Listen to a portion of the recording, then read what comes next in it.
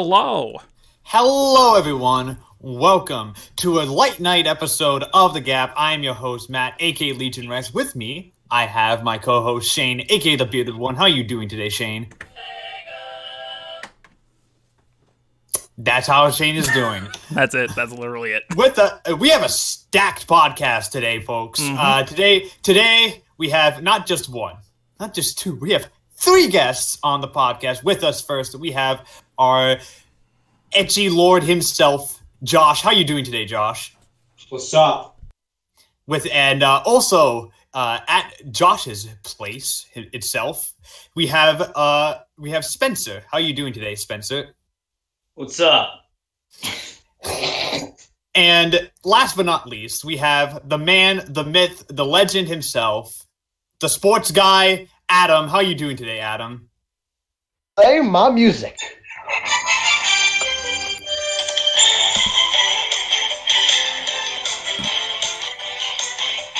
Shut it off, man. You're good to go. You're good. Okay. They got the gag. This is a bunch of bullshit. There you go. Yeah. Like I said, we have a stacked podcast. I planned that out for like a day. Yeah. As I said, we have a stacked podcast today. We have 5 people on the podcast, all to talk about this week's featured anime in the month of Spook, which is Spencer's pick, Hellsing Ultimate. Good pick, my man. Yeah, Thank you. Good pick. Outside of that, we have some simulcasts to talk about. We have a lot of news because this week was the dump week, apparently. Thank you, Japan. The week I was on vacation, they decided to dump all the news because they hate me. Turns out Japan hates you, dude. Me specifically, not anyone else. They hate me. So I think we should get started here because we have a lot to talk about. Yeah, we do. Is everyone ready? I'm ready. Yep. Let's do it. All right, let's start. All right, the first thing we're going to talk about is we're going to bring it up very, very briefly because I feel like it's been talked about to death in the anime community for the past week and a half, pretty much. So I'm with everyone here that I'm kind of sick and tired of it. But I think we should bring it up just because we could. Let's talk about Goblin Slayer. Okay. That's about it. It's a thing that exists, and if you desire to watch it, you can. Yeah. This show went up 100,000 members in a day on my anime list, which is the largest jump any anime has had ever. So that should tell you something. You ready for my review of Goblin Slayer? Yes, I'm ready. Yes, we are ready for your review of Goblin Slayer. It's alright. Yeah, I can agree. I'm pretty sure that seems to be the general consensus from people who are not like insane on both sides of the camp. And I think when the dust settles, which should be in a week, I like the ending of the episode, and that's about it. I didn't even like the end pretty of that much episode, so. Like, I haven't seen it. I'm waiting till dub because I want to wait till the end of the really, like, I want to wait till the dust settles to watch it because everyone's going insane about this right now. Yep. So I kind of just want to let the dust settle, then go into it with like a non-biased view. But at the same time, everything people tell me, Goblin Slayer just sounds like Doom, but not as good. Yeah, nowhere near as good. Yeah, No, I did see the thing that Shane. I'm going to put it into the words of Matt. Goblin Slayer is just a cheap version of Berserk. That's not even the quote. That's not even the quote. Properly. It's not even the quote. I'm standing right next to you. Then you do the quote. The quote is Goblin Slayer is just Berserk for stupid people. Oh, there you go. Yeah, there it is. Yeah, there it is. There it is. Against Goblin Slayer is Berserk for stupid people. I have said that 100%, and I just did. So validating Spencer's argument. Okay. Put it on the box. All right. Now that that's out of the way, and we can move on to actually good shit. Let's talk about simulcast because as of today, as of recording this, and as of tomorrow when this episode goes up, every show bar one will have premiered. Yes. The only show that will not have premiered is Sarune, because KyoAni is a big dumb. Mhm. So it was supposed to premiere as of recording this tomorrow, but because KyoAni is a big dumb and they realize and there's production issues, it will not premiere till next week. So Sarune, you will have to wait till I think 2 podcasts from now. Yeah, actually. For our opinion on Sarune, if it gets picked up. If it even gets picked up at that. So. I have a feeling it will, because getting shows that got picked up this season was really weird. All the shows that got picked up, they wait until like it premiered to announce that they wait till like a few hours before it premieres. Yeah. So I have a feeling Sarune will probably get picked up. Why wouldn't it? Yeah. And if it doesn't, then I don't care. I'm watching it illegally because I really want to watch this Kind of like show. Spencer watched Sirius the Jaeger a little bit illegally. Yeah, I watched one episode of Sirius the Jaeger with the fan subs and went, I can't do it. No. How no, was it? How was Seras the Jaeger? Fucking amazing! Holy shit! It's so good, dude. It's so fucking good. It's so hype. I figured. It looked hype as shit. It is hype as shit. All right, so let's get started. So we're gonna start with Spencer. Any new shows in particular that we didn't mention last podcast that you want to bring up? That I know what he's gonna fucking bring up. We all know it. We all know what he is bringing up, but what do you want to bring up, Spencer? Let's talk about Zombieland Saga. We already talked about Zombieland Saga, though. Okay, then let's talk about the other one. Let's talk about motherfucking skeleton Honda-san. Bookseller Honda. Bookstore employee. Oh, I'm seeing it on Twitter all the time. Yeah, BL is amazing genre, guys. Exactly. I have not laughed this hard Since Pop at an Team? anime episode since Pop Team. This is funny. This shit's so funny. Honda is a genuinely fucking hilarious show, and I cannot wait for more episodes. Just like okay. It seems like when they're doing this anime, they just said fuck it and just went, let's just have a skeleton guy and let's just make 90% of the episode English. No, dude, it's literally Inferno Cop in a bookstore. That's literally Great yaoi book. Great yaoi book. I think one of the best things about the each episode is like only 10 minutes, which sucks. I want more of this. But I love, surprisingly, the show with the skeleton in the bookstore is also like the most wholesome anime of the season.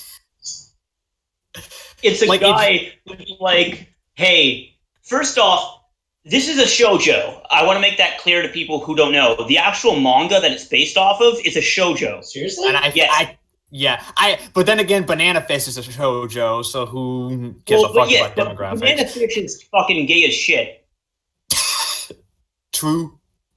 I'm pretty sure that we're not going to have talks about PTSD and yaoi bait in our fucking wholesome skeleton bookstore who works in a yaoi section of a book. It could throw you for a loop, dude. Does he work in the yaoi section? Does he just work at the bookstore? He works in the manga section. But the bookstore is about 90% manga. Yeah. And so he gets a lot of foreigners. And he keeps on running into foreigners who just want yaoi, or BL as it's known. Like, people want BL a lot. And he doesn't know anything about BL, but because he wants to be a good employee and he respects the people who come in, he's trying to actually try to recommend them stuff, and it's funny. It's so good. Yeah, Honda-san is genuinely great. Yeah, fucking this year's been great for comedies, but this one is up there. I think I was laughing when I was watching it. I almost I could not breathe by the end of it. I was pretty much done. I was I can't do anymore. I'm so happy that this is. I'm kind of happy it is 10 minutes, because if it was full length, I would be dead. Yeah. Because I would be dying. I would literally have died of laughter. Oh, hello there, sir. I'm looking for this book. Oh, it's great Yaoi book. I love his voice. I love his voice so much. All right. Speaking of stuff by speaking of Inferno Cop, a show from the director of Inferno Cop is airing this season, and that's SSS Gridman. Oh, it's yes. really? Yeah, it's the Inferno Cop and Ninja Slayer guy directing it, which makes me think that the show's gonna get insane by the end. But it probably will. Let's be real. Yeah. Well, let's talk about how low key of a first episode that was. This show surprised me with how low key it was, especially for Trigger. Yeah, and I kind of loved it. Like that was a great first episode. It feels more like a slice of life drama than like a big mecha action. It's Power Rangers in anime form. It's based on the '90s short-lived series. It's Ultraman in anime. If you like Ultraman, you like this because it's basically Ultraman. And apparently, Ultraman exists in the universe. Yeah, so if we see Ultraman, I'm gonna lose my shit. Let's go be lit. Like the final battle is Gridman and Ultraman fighting together. That would be awesome. I would actually. die. But also I love how in Gridman the fighting feels like feels like the live action Ultraman stuff. Like they move like the live action like guy in the suit and everything. Like it feels like it. But it's also animated, so they do cooler shit with it, and it's awesome. And like it's that I just love how they Okay, so I can't get the actual term, but SSS, like the three S's. It's four S's. It's four S's. Sorry. Four S's actually stands for the English name of Gridman. It's like Super Sentai Something Squad. It's the four S's in SSS Gridman. Can we also talk about how great the character designs in that show are? Because the character designs are fucking phenomenal. Gridman was fucking great.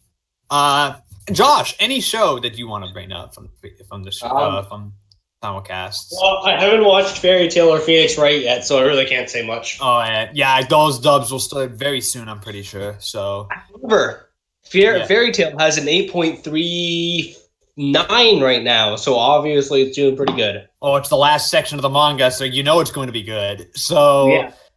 So you know it's going to be good. Shane, coming off the hype of the Tartaros arc, I mean, like... Yeah, true. Yeah. Shane, any show in particular you want to bring up? I mean, there's several. Yeah. There's a couple I want to... I think ours overlap. Yeah, so. ours overlap a lot. Let's start with the one that surprised me the most. Let's talk about Karakuri Circus. This is lit. This show's lit. Oh, It's so rad. It's literally think like Battle Tendency in a circus. That's basically what the show is. That sounds amazing. It's Battle Tendency. Yeah, it is, and it's been all right. So I don't think anyone here's seen it, but it's based on a manga from the same guy who wrote Ushio and Tora from a couple years. That got an anime adaptation a couple years back. Mm-hmm. Same studio too. Same director, same writer, same studio, same everything, same character design. It's literally the exact same team, 100%. Yes, yeah, it is. Yeah. Studio Voln. Okay. And Studio Voln, the animation is stellar. Yeah, I was actually surprised at how good the animation was.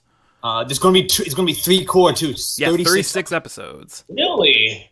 Yeah, 3 core. Ushio and Toro is also 3 cores, so that makes sense. You really don't see a lot of 3 cores anymore, do you? No, not really, unless you're Sword Art online. Yeah, I mean, yeah. No, Sword Art's a 4 core though. Sword Art's going to be 4 core. It's going to be 4 core, but they've clarified it's actually going to be split up. They're split up in 2 core sections. Right. So it's not going to be one whole year. They're splitting it up. So makes sense. No, but the only 3 core show around nowadays is basically JoJo. Is JoJo, and that's because the part like Karakuri Circus makes sense for 3 core because the manga it's based on is like 45 volumes long. Yeah, that makes sense. And and apparently a lot of it's like Monster of the Week stuff, so they're cutting out a lot.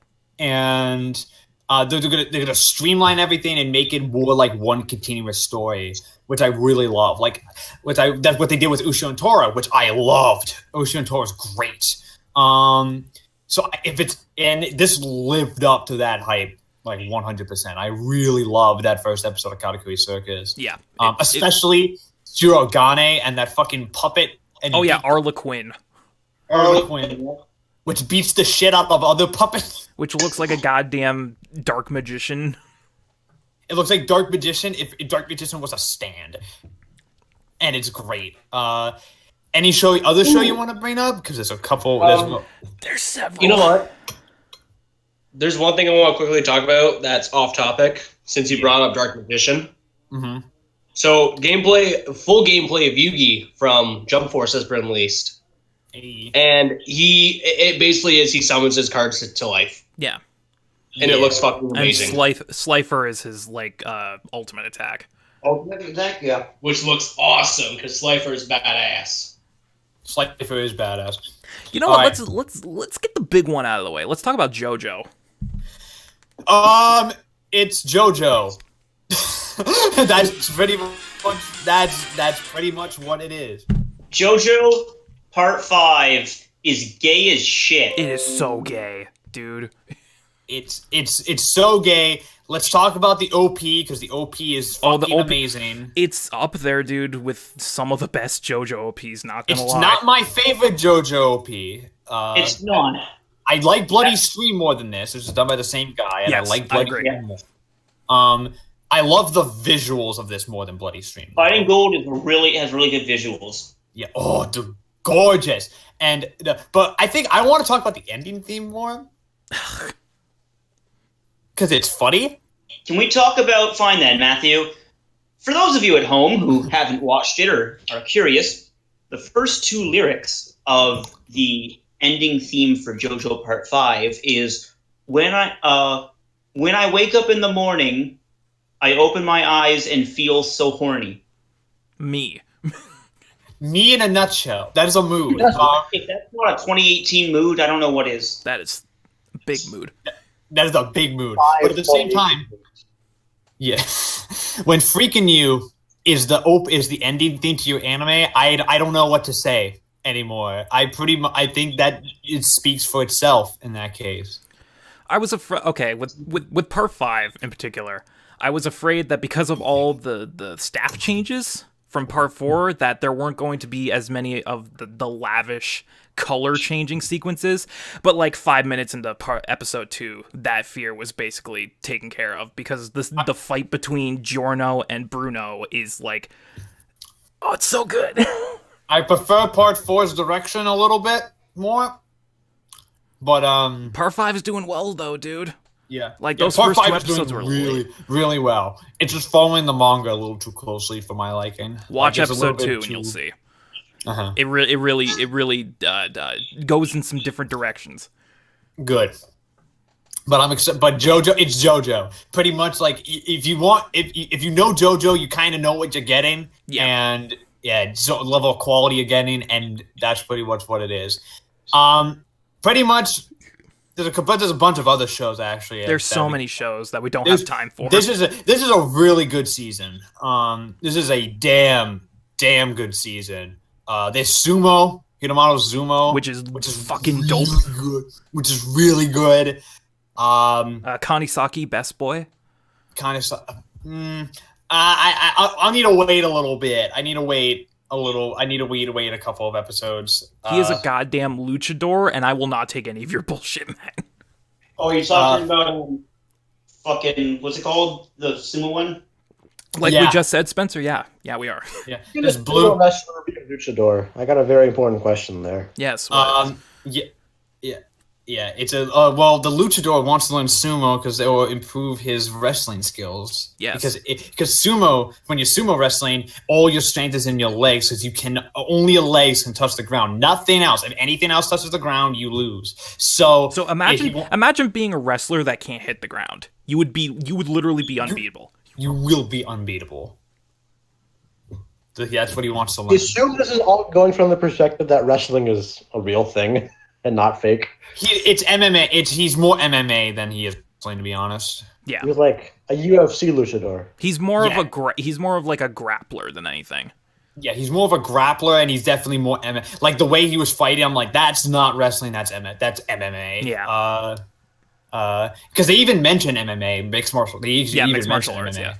Yeah. Yeah. So MMA is dope, by the way. Bloom Into You was great. I love obviously. this show, man. It's so cute. It's so pleasant. It's so cute.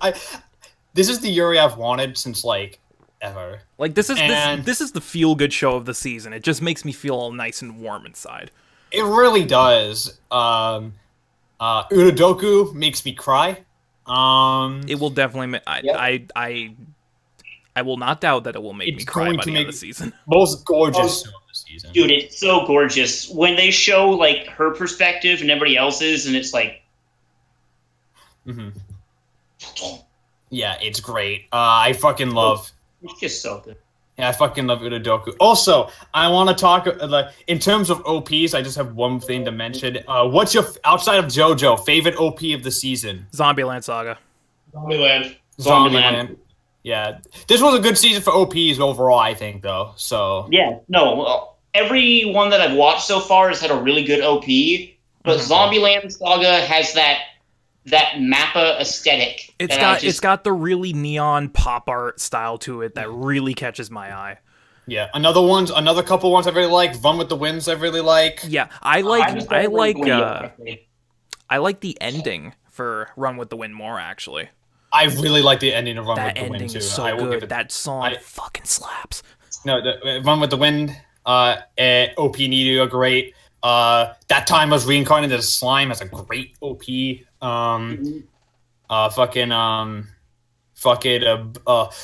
Fucking Bunny Girl Senpai, which by the way, contender for best of season. Best of in terms season, easy. Yeah, Easy. OP is great. I'm gonna say this right now, Spencer. I apologize to you personally for Bunny Girl. Thank you. I mean, it's written by the same person who did Pet Girl, so I'm pretty sure Joss is about to fucking ream us out for like dismissing it. So What? Yeah. it's Bunny Girl Senpai is written by the same guy who did Pet Girl. Oh, that's awesome. Yeah. Yeah, the same guy. Awesome.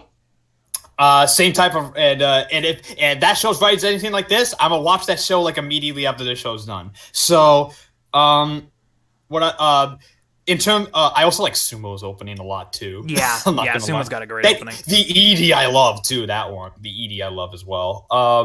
In terms of OPs that disappointed me, there was one OP that did disappoint me, and that was Banana Fish's new opening. Yeah, not nearly as It's good. as the kind of first one. lame. It's kind of lame. I like the ED a little bit more in this case. I like because both the the art first is OP gorgeous. and ED better. Same. The first ED is so good. Mhm. But nope, they replaced them with more generic stuff, and I'm like, whatever. And I'm pretty sure that's everything for simulcast. I think we're pretty. I have two Also- more shows I quickly want to cover that no Oh, one yeah, else what? has seen. Oh, Radiant. We'll get to that. Uh-huh. Release the Spice, I didn't watch it because I didn't have time. I want to watch it. which Dude, it's so good. yeah. Mm. Just letting everyone know, we thought this was a magical girl show. It's not. It's spies. It's spy ninjas. Yeah, it's a spy show. It's like totally spies. It's totally spies, but they eat spice. No, they eat spice, which has like Dude. it's infused with like power that like They're boosts their literally, abilities and it's shit. literally the spice from Dune. It's literally the spice from Dune. Yeah. Is everything just a fucking Doom reference now? Dune, not Doom. No, Dune. Dude. Dune, the one with the book with the deserts. I thought he said Doom. No, it's Dune. It's 12,000 page book. It is 1,000 pages. It's 1,000 pages of desert, pretty much. That's pretty much the book. And there's I like enjoy the 8 book, books. okay? There's 8 Dune books too, so it's like 20 billion pages, and you're just like, okay. There's so None of this much makes of it. sense. There's so much of it. And yeah, but it's pretty much Dune. But if Dune had cute anime girls and they were spies, And they were spies and they did espionage and fought crime syndicates and shit. It's really good. It's really good. Really, really good. I'm enjoying it a lot. And then there's Radiant. And for then some there's reason.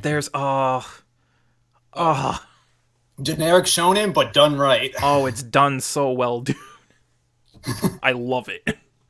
And y'all love it. I'm gonna say this now, like as soon as it started, because it starts with the scene where it like sets up the world. It's like, oh, in this world there are monsters that fall from the sky. They're called the Nemesis, and the people who fight them are sorcerers who are cursed by them. This show is Hunter x Hunter. But not as dark? Not as probably? dark, no. It's like, it reminded me of Hunter x Hunter if Hunter x Hunter was more like goofy comedy than like... So the beginning of Hunter x Hunter. Yes, the Hunter exam, before shit gets real. The beginning of Hunter x Hunter. And it's just dope, man. I'm pretty sure that's all. I think we talked about literally every show of the season, actually. Like literally every single show. Yeah, or at least mention them. Yeah. Oh no, wait, we forgot Ulysses, which it's So I haven't seen Ulysses. I'm waiting to dub for that. It is the most standard show of the season. There you go. I don't know. The design. Okay, The design of the lead looks lit. So I would rather take standard than pedophilia. That's true. What? there's a lot of pedophilia this season, and I don't know why. Please help. Japan. Even for Japan though, like the fucking lolly one is disgusting. Wait, what? Oh God, Uzumade. Uzumade. Oh It's my God.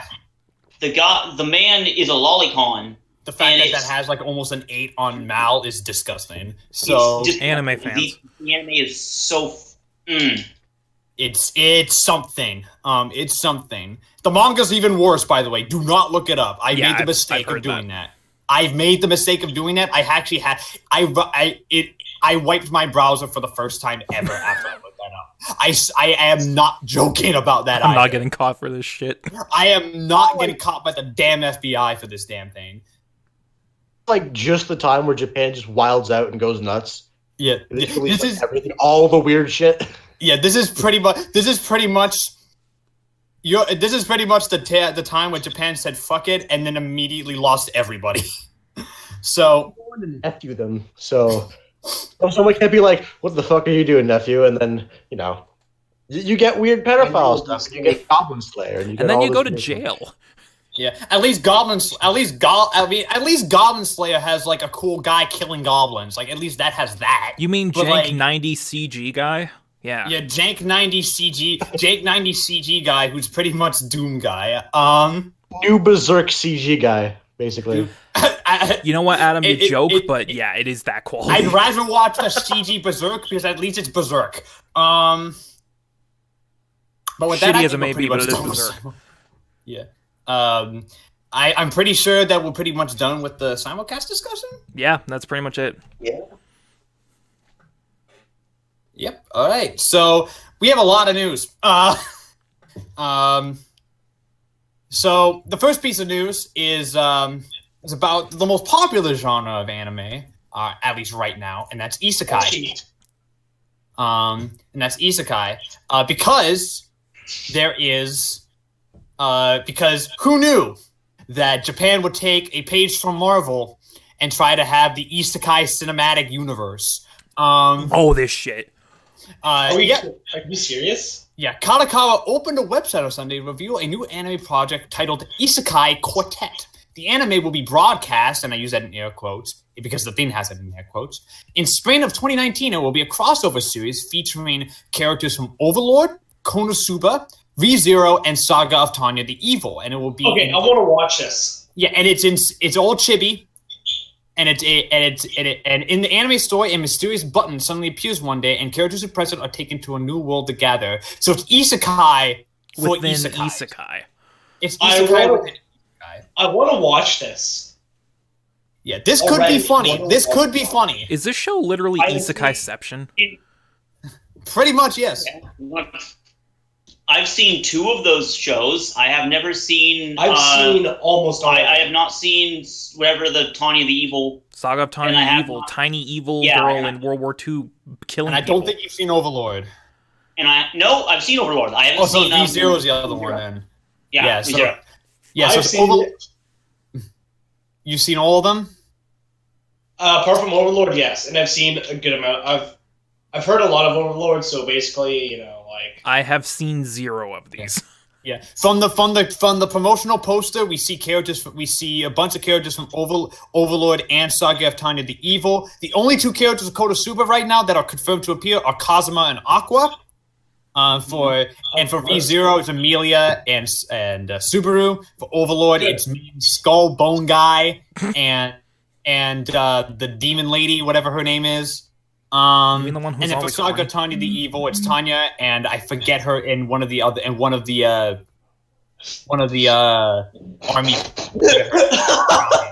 What? Okay, God, I just got a text on my phone. Hi, it's Ava from the Ontario PC Party. Do you support Premier Doug Ford's plans to cut Toronto City's council? No. I don't live in Toronto, bitch.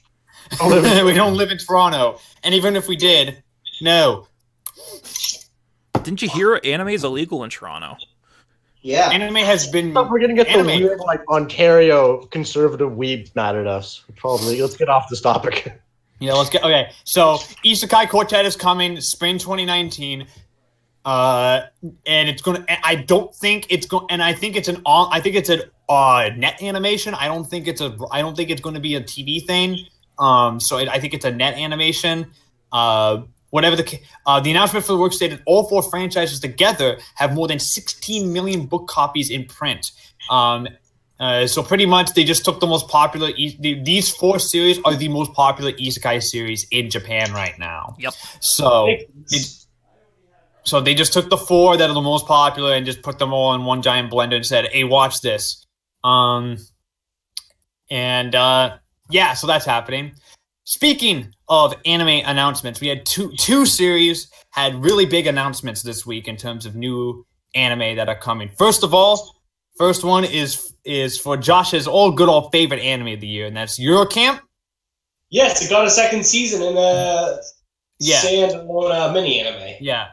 Eurocamp is getting a 2nd season, currently unknown as to when, as well as a short anime, as well as a movie. Are we surprised? No. I'm pretty sure me and Shane called this back when we were talking about the sales numbers when this thing came out. Yeah, if this thing's doing gangbusters in Japan, it was I've said inevitable. multiple times that Eurocamp's going to get a 2nd season. The question is, a movie? Yeah. That's my question. That's what I was actually surprised about. A movie and a miniseries. It's amazing. Yeah, a miniseries I could see them doing pretty easily, but a full-length feature film? They tried that with Nana and Biori, and it didn't go so well. So I don't know. I don't know that I don't know if a laid-back camp movie could work because I've seen about half of it, and the show's great. It's fantastic, and I'm happy for a 2nd season because I'm going to watch the fuck out of it. But I don't know if it can sustain a film, at least in its current state. They're going to have to change it quite a bit if they want to do a movie. They can do that though. I can see them doing like a kind of what they did with K-On!, where it was like this whole big trip to England. Yeah, in camp. They could do something like that. Yeah, it's possible. It's possible. We'll be getting more information very soon. So far, there's no info on when the release date's going to be. We have no idea when it's actually coming out. More than likely, probably we're gonna have to wait a little bit. I don't think it's coming. I don't think season 2 is going to be next year. Season 2 is probably later next year. Probably, I want to say summer or fall, and then movies 2020 probably. So, movies not coming for a little bit. The miniseries is an unknown. Yeah, miniseries probably in between, probably before season 2. I'm guessing actually, or at the same time as season 2 because they do that sometimes. All right, the other show that got big announcements is a little show. It's a little franchise known as Certain Magical Index. Certain Magical Index has its 3rd season airing right now. It's long-awaited 3rd season. It's been 8 years since season 2 premiered. Yep. And it's finally getting its 3rd and more than likely final season, at least for this main storyline. And of course, Certain Magical Index was the show that kickstarted the big light novel have that Taisen train along with Haruhi. It was one of the 2 forerunners for that. So it's a big deal, and it's got a large fan base. But it's also well known for being the fate stay of light novel series, for having a bajillion spin-offs. And with that, those spin-offs are about to get bigger. The most popular spin-off, which is a certain scientific railgun, which currently has 2 seasons of it available, will be getting a 3rd anime season. And the director of the first 2 seasons will be returning to direct the season. And it's implied that the series will premiere there's no date for when the season will premiere. However, the bigger news is that it's getting another spin-off, a certain scientific accelerator, which will be next year in 2019. Now the thing is that when these shows premiere, that means in total there will be 7 seasons of a certain magical index to watch once they're all done. What? And each season is around 24 to 26 episodes, meaning that there's going to be at least 200 episodes of this stupid thing. That's a lot of anime. Yeah, so I haven't seen certain magical index in a long time. So while I appreciate this news because I am a fan of the franchise, I need to go back and actually rewatch this shit because I don't remember half of it. So if you ever want to get into this series, this is probably the best time to do it because after this, it's probably going to be impossible to catch up. So the only thing that worries me about Accelerator is that it's being directed by the same guy who did Big Order. Oof. And Big Order was pretty garbo. So I don't know if that's... So I'm kind of like... about that. But at the same time, we'll reserve judgment until the actual show comes out. Because Accelerator is my favorite character from the original series. So I hope it's good. So...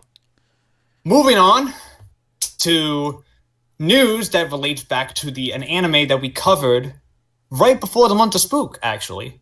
Shit. It was the anime we covered right before month of Spook. It was a little show called Moros Mononiken. It was a show that was picked after Spencer's infamous fuck-up on the meta fuck-up on the G.A.P. Go watch G.A.P. episode 16 to see that classic moment. That's going to be with me until I die. The day you die. The day I die. No, the quote that you were yelling into your microphone, we're going to engrave it on your tombstone. What the fuck? What did I say? What was the quote? There was a lot of angry shouting, so I don't remember. Oh, yes. It was just a lot of angry shouting. It was stuff about how you didn't get bungo. That's pretty much I still, give me bungo. Well, maybe your meta next year will go a little better. Who knows? Maybe I'll get Taboo Tattoo. Oh, that would be fun. Alright. But in any case, Moros Mononiken, we knew it was getting to season 2. We've known this for a little while. Well, it's finally coming. It's in January. Yay. Yay. There's a new director, same writer, but new director and a new character designer. Along with, they showed off the 2... last season, one of our criticisms was that we saw both of the only one of the 3 big people. We can see the other 2 characters next season. In fact, they're in the key visuals for it, which means they're gonna probably play big roles in the actual season itself. Shane, I'm pretty sure you're excited for this. I will probably watch it as it's airing. Like if it gets simuldubbed, yeah, it's probably that's like going to get simuldubbed. If Funimation picks it up, which I'm pretty sure they will. They probably will. So, I mean, other than that, there's not much to talk about. There's not much to talk about. Spencer and I really liked it. Matt was a little less warm to it. I like it. No, I like it. I'm gonna watch season 2. I feel like it was incomplete. I think the season will probably either continue that trend, or it will improve it. I'm hoping for the latter because I think that there's a lot. I think if it goes the direction I think it will, I'm going to like this season a lot more than the first season. Or it'll just crash and burn. Who knows? There is a new director, and the director worked in, unlike the first season director, this guy works in comedy. He directed Ore. So I'm pretty sure we might have a more comedic season on our hands. Yeah. I'm okay with that. And the first season, while it did have its humor, wasn't really a comedy they lied to us. So... Yeah, they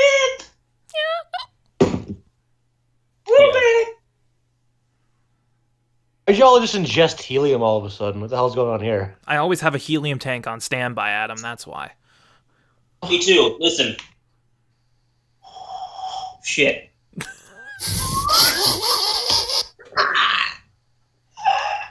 All right, moving on Yeah, to moving news. on, please. News that's going to make Shane very sad. Oh God, what now? Hunter x Hunter is canceled. Hunter has been Togashi just said fuck it and burned all his manuscripts. No, to play Dragon Quest. No, that didn't happen. That was a goof, right? Yeah, that was a goof. Don't scare me like that. No, that didn't happen. Don't scare me like that. It could happen. That's the thing. It could happen. No. Promare is not a show. Oh, right, this. Promare, the official website for Studio Trigger and X-Flag, is actually a collab between Trigger and X-Flag. Promare began streaming on the anime's first trailer. It is a theatrical film that will open in an undisclosed time in 2019. 2019 is now officially confirmed for Promare. So we do have a release time. Technically, the director, Kazuki Nakashima, who directed Kill la Kill, Gurren Lagann, Panty and Stocking, is directing. The art director on it worked on Mary the Witch's Flower. Hiroki Serrano, who worked on Kill la Kill and Attack on Titans, doing the music. And they released a poster for the film, and it's literally a firefighter Kamina. The MC is not Kamina, though. He is not. It's not Kamina. They spent 15 minutes of the con trying to explain that it wasn't Kamina. It's Kamina. And I mean, let's be honest here. It's fucking Kamina. It's Kamina. It's Kamina if instead of being a mech pilot, he was a firefighter. Yeah, pretty much, actually. See, here's what happened. Spoilers, Kamina died. And he gets reincarnated as a firefighter. And he becomes an isekai protagonist and becomes a firefighter. In another...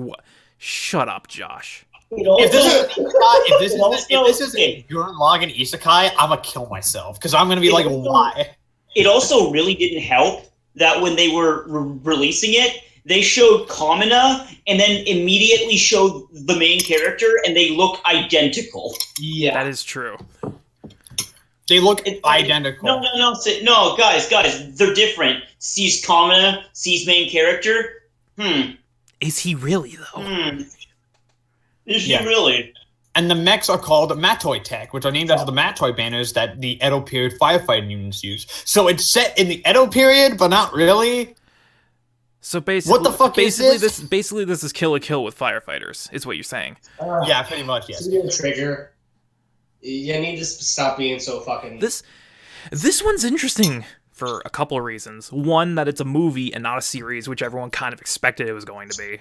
And B, that it's Trigger's first movie. So I'm pretty sure that means the movie is going to be the animation is going to be nothing but spectacular. Oh yeah. This is where never mind. Gurren Lagann isn't Trigger. Gurren Lagann is the Trigger people, but it's technically Gainax. So exactly, because I was going to say there's Gurren Lagann movies. No, and those movies look freaking incredible. Yeah, they do. Gainax also did more movies than Trigger. Gainax did a lot more. Trigger. It's Gainax. Yes. And our final piece of news is news that dropped today. That wasn't that much news. There's a lot of big stuff compared to last week. This is news that dropped today, and that's Attack on Titan's going on break again. Yeah, it's official. It's official. In that season 3 is being split into 2 cores. Part 2 of the official name of it is get ready for this, Attack on Titan season 3 second season. Will premiere. A wonderful naming scheme. I think it's time to cancel anime, guys. It will premiere in April of 2019. Guys, Spencer can confirm that I'm crying at how beautiful that name is. Attack on Titan season 3 second season. It's like when Food Wars season 3 got split into 2 cores, so they had to give the second half of season 3 a new name. But they at least gave it a proper name, because season 3 is the third plate, and then the second part is the third plate train war, or the Totsuki train wars. I want to stab my eyes out.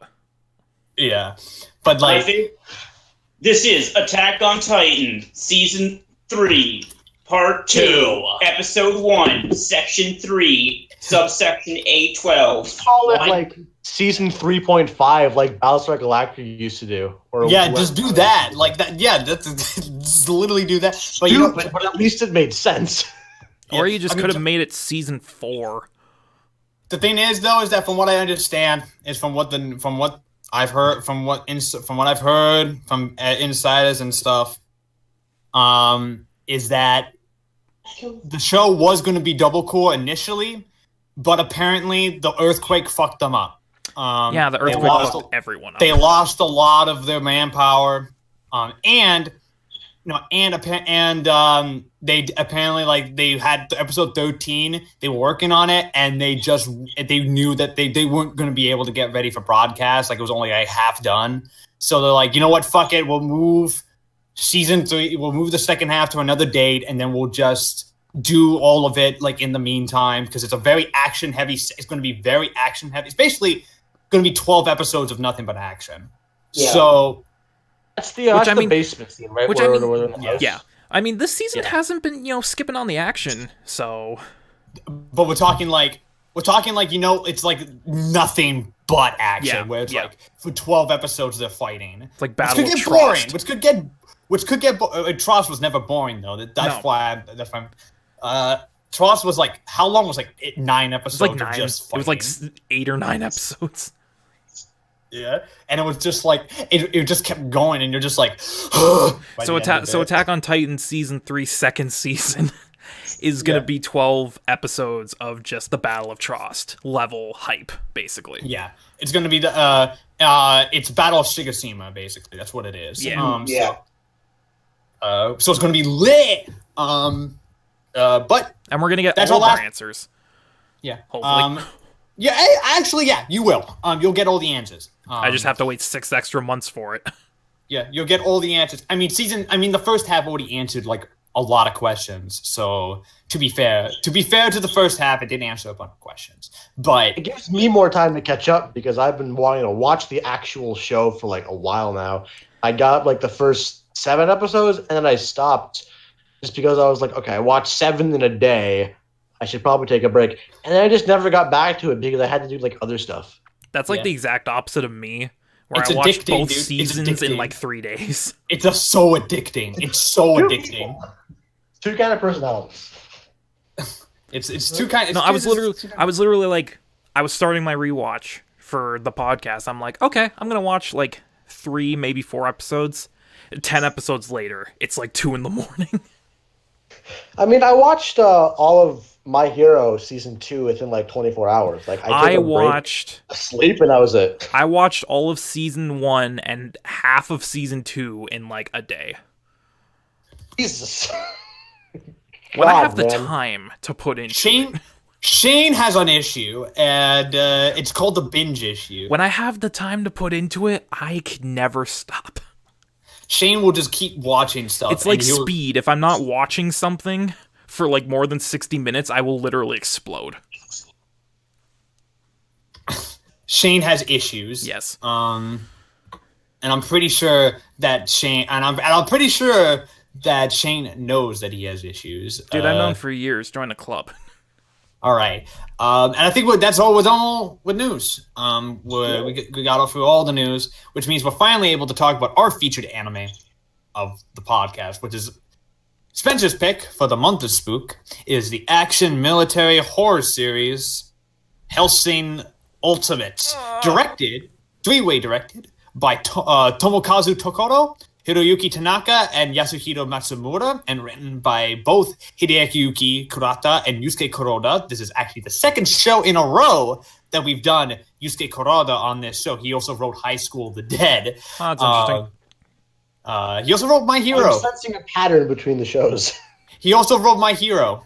He helped write My Hero. And it was a collaboration between 3 studios, Studio Statelight, Studio Madhouse, and Studio Graphinica, and Kelmadik. That's the actual name of it is Kelmadik. Kill my dick. Kill my dick, please. Kill my dick. Helsing killed my dick.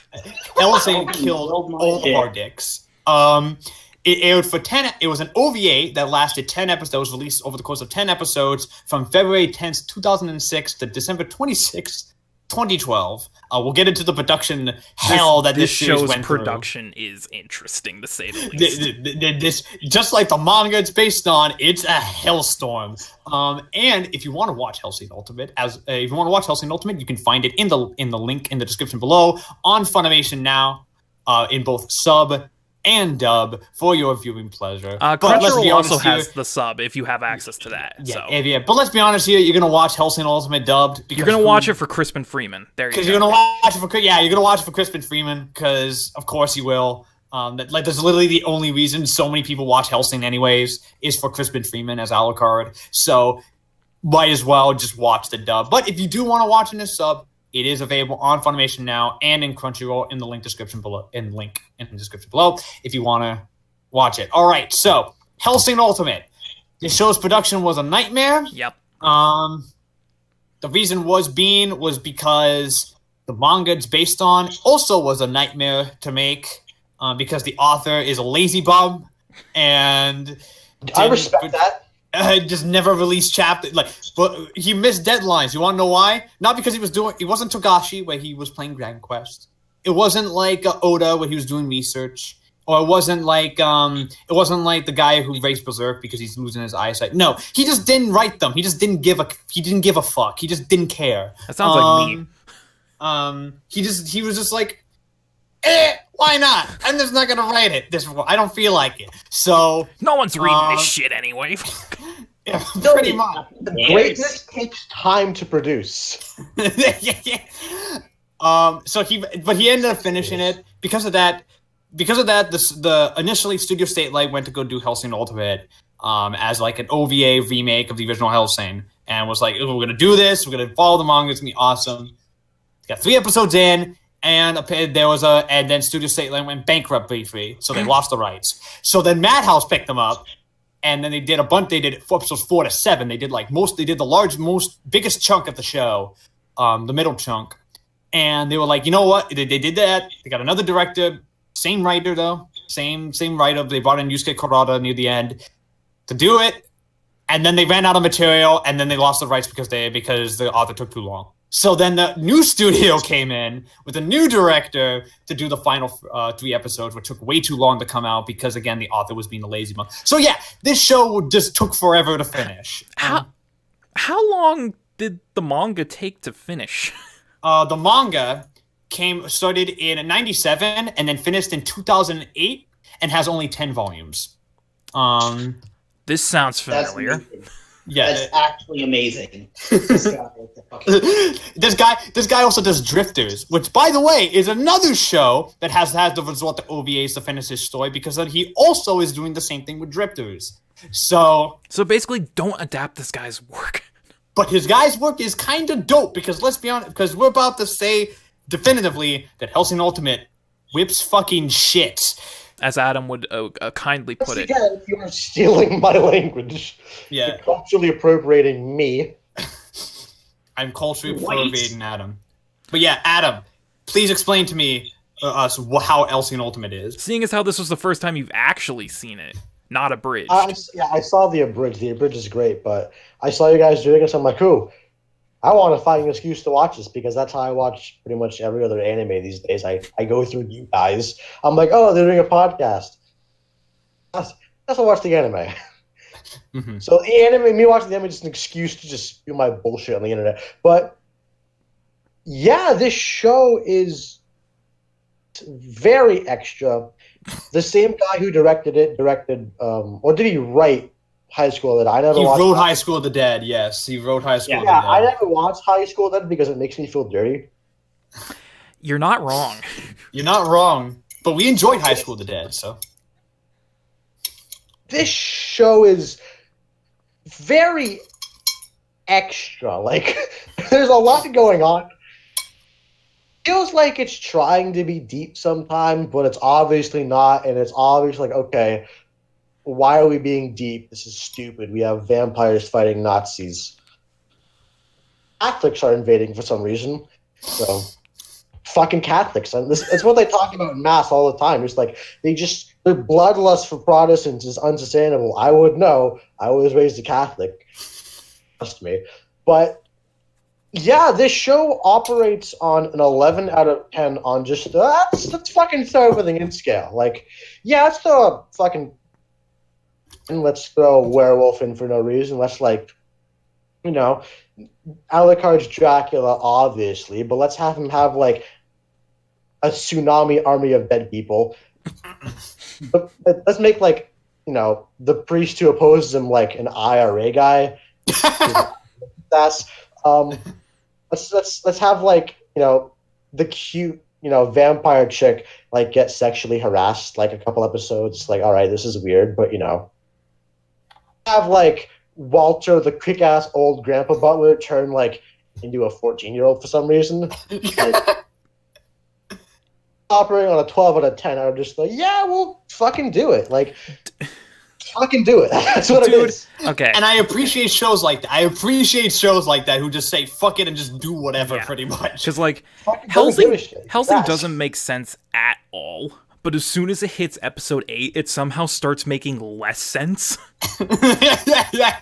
That guy's a fucking robot. This show doesn't make sense. Yeah, Hitler's a robot. Who'da thunk it? It's not Hitler. It's the Major. He never gets a name. He's the Major. He's basically Hitler, though. Let's be real. And he sounds like a genetic evil German character. What's in here, my Fräulein? Well, first you take the Nazis, and then you add a love for war. Spencer, you should have voiced the Major because I actually thought that was him for a second. Wie? Nazis. Und wie? Und wie? Und wie? Gesundheit! There we go. Mark it off the calendar. That's the first Helsing Abridged reference of the episode. There will be many. I'm going to get a lot of flack in this podcast. You didn't even read my Christmas list! So I think we should get Spencer's opinion because he was the guy who picked it. Spencer, yes. What do you think of Hellsing Ultimate?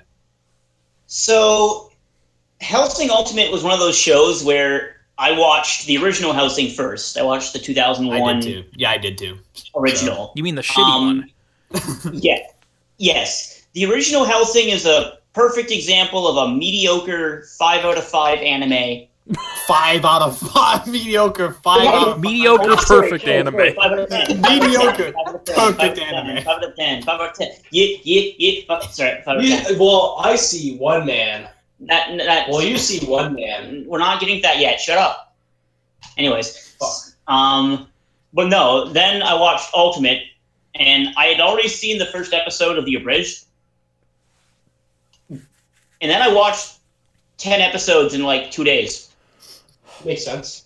These episodes are 40 minutes, by the way. They're not These episodes can be up to an hour. The last episode's long. an hour and a half. The last episode is a movie length thing. Yeah. It's an hour and a half. Mhm. So these are. I thought it was only an hour and 7 minutes. It felt. I thought it was an hour and a half. No, it's only an hour and 7. Longer, yeah. Oh. No, wait. No, it felt like. Well, it felt like an hour and a half. I don't know if that's a good thing. But 0.75 speed. this show absolutely freaking whips. It's so good. And rewatching it, special props to Crispin Freeman for doing the voice of Alucard. Crispin Freeman absolutely nails it, except when he's trying to do a Transylvanian accent. That's kind of Because weird. Alucard turns into Dracula for Dracula. 5 seconds and then turns back into Alucard is Dracula. Who'd have thunk it? Alucard also turns into a oh, girl. it's Dracula, woo! I am Dracula. He's also a woman. No. This anime is near perfection. I forgot that. And it's so good. And everybody should watch this because it's amazing. Josh, what do you think of Hellsing Ultimate? Helsing whips ass.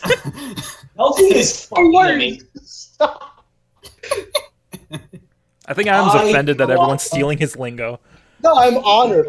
I have all you anime getting my two-person vocabulary. It's great.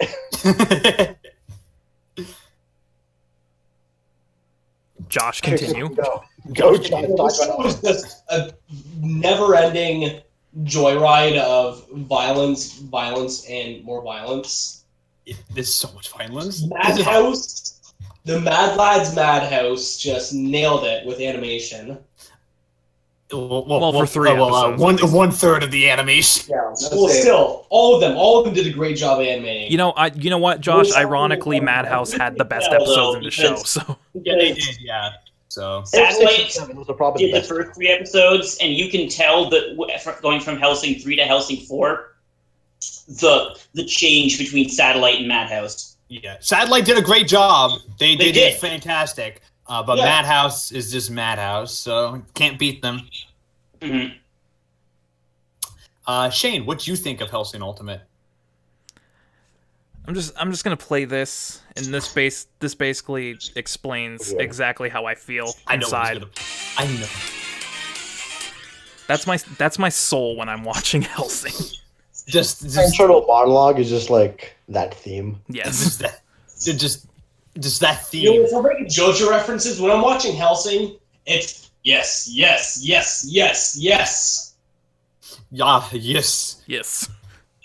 yes, I'm yes, just- yes. Basically, all you need to know about how I think of Helsing Ultimate is that just pretend that the original doesn't exist, and you'll be good to go. Yeah, because the original is poo. The original is poo, and this outclasses it in every aspect. Yeah. It's so bad. Except for the music. Oh yeah, the music for the original version. But I Ultimate argue that also the- has a pretty great soundtrack. I prefer the soundtrack to the original. Yes. I do. However, Hellsing had Ultimate just has. Okay, you know what? I'll get to that. Don't worry. I'll get to that. Yeah, we'll get to that. We'll get into more specifics in a bit. Let's talk about our favorite episodes first, because I think we all have a different favorite episode. We might all have a different favorite episode. Matt and I have the same one. I know that. For sure. I'm pretty sure we do, but I don't know. But let's start with Adam, because he's like the one I don't know. Yeah, I have no Adam. idea. I try and keep everything under wraps. Yeah, Adam. What's your favorite episode of Hellsing Ultimate? It's really hard to say because everything is just so like balls to the wall obscene. I think 7's great because there's actual like emotional heft to it. Mhm. It stands out the most for me. Like all of these episodes, like, it's hard to say which one's better than others because they're all equally just nuts. But 7 probably stands out the most because, you know, it has emotional heft to it, you know, destroyed, and then, you know, the bullshit happens. You know what happens if you watch the show. Seras turns into like a full-fledged vampire. She fucking destroys the scythe Nazi lady. Oh yeah, Zoran. Warren Blitz. Yeah. Zoran man coverage. Zoran That's my one football joke. Ba-da-ba-ba-da-ba. Ba-da-bum, ba-da-bum. Bum, bum, 7, but I think 10 is really good too, just because it wraps everything up really well. I think 9's. I'm just gonna say like, you know, 7, 9, and 10 are probably the best, honestly. Because with 9 you get like, okay, you basically get, you know, Anderson putting, you know, one of the Jesus nails into his heart, turning to like. He turned into a wood monster, pretty much. Woodman. What's the fucking thorn Pokemon? He turns into one of those. He turns into Tangela. Yeah, he does. Yeah, there's elements of self-sacrifice in 9, you know. I think in 10, no, I think in 9, Heinkel gets shot. Heinkel's one of my low-key favorite characters. Oh, Just Heichel's because great. she's like, she's, you know, one of Catholics, and the Catholics are great in this show because I'm a Catholic. I'm biased. But Her jaw gets Oh, fucked. oh yes. that's half the reason I like her, because she fucking gets just destroyed by the Wolverine captain or the werewolf captain. And she keeps going. She takes up her mouth and German. keeps going. It's like, you gotta stop me. Like, you killed my Japanese best friend who's a nun for some reason. You fight with a katana. None Yeah, I'll ninja. fuck you up. Yumiko's great too, I think. That's her name, right? Yeah, I believe it is. Yes. Yes. None Yeah, she's great. Catholic ninja. Japanese non-Catholic ninja too. for Yes, some there reason. you I go. don't know why there's a Japanese person in there, but All right. it's great. It's 7, 9, and 10 are probably the top 3. This is going on way too long, and I'm taking up way too much time. But No, it's all good. It's all good. You haven't been on the podcast in a while. It's okay. Yeah. it's been since fucking Blast the Tempest. that one. Yeah. Yeah. That's fucking. There's a tie-in there. Fucking Anderson turns to a giant tree lad in this one, and in Blast of Tempest, there's fucking giant trees. There you go. It all comes full circle for Adam. That's called theming. Adam's going to be for all tree-related anime will now feature Adam on the podcast, 100%. When you do Attack on Titan, I'll probably be on that one because there's trees in that one. Yeah, and There's people a get lot of- squished there's a against lot. trees, so. There's a lot of trees. Yeah, fucking rip that lady. Who's the lady got the You don't mention her name. Petra? Do not take her name in vain. Yeah, rip Petra. No, I read the manga. I like Petra. Petra's great. We barely knew ye. She get curb stomped against the tree. Fuck you, But and me, fucking all cunt. right, Spencer, what's your favorite episode? Spencer's wilded out. My 9/11. favorite episode is episode 5. I mean, it's Hellsing. wrong, but okay. Yeah, that's the episode that's focused on that's the start of the Zoran stuff. I'm Correct. However, that's Letting as a that's whole. not the reason why it's my favorite. Mm-hmm. It's the speech, right? It is also the final stand of one Shelby M. Penwood. Oh, okay. Penwood? You like Penwood? Penwood's I love Penwood. a loser. And this will get me actually into one of my favorite parts of Helsing. Mhm. Helsing doesn't have an OP. Oh yeah, it doesn't know. Instead, it has 10 individually separate EDs. Oh, and they're all great. All of them are great. ED5, I'm the only person that would know this because I love this series. The name of ED5 is called A Patriot with no name. That is the name of the ED. And it tells the story of Penwood, in which Penwood is...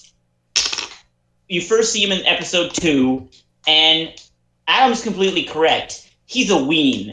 He's like... He belongs giving at up Weenie Hut Juniors. He's giving up hope because of the Valentine Day brothers. What the fuck? Valentine Day Brothers. The Yeah. Valentine Day brothers. Yeah. Jan Valentine, #1 man. It's Jan Valentine.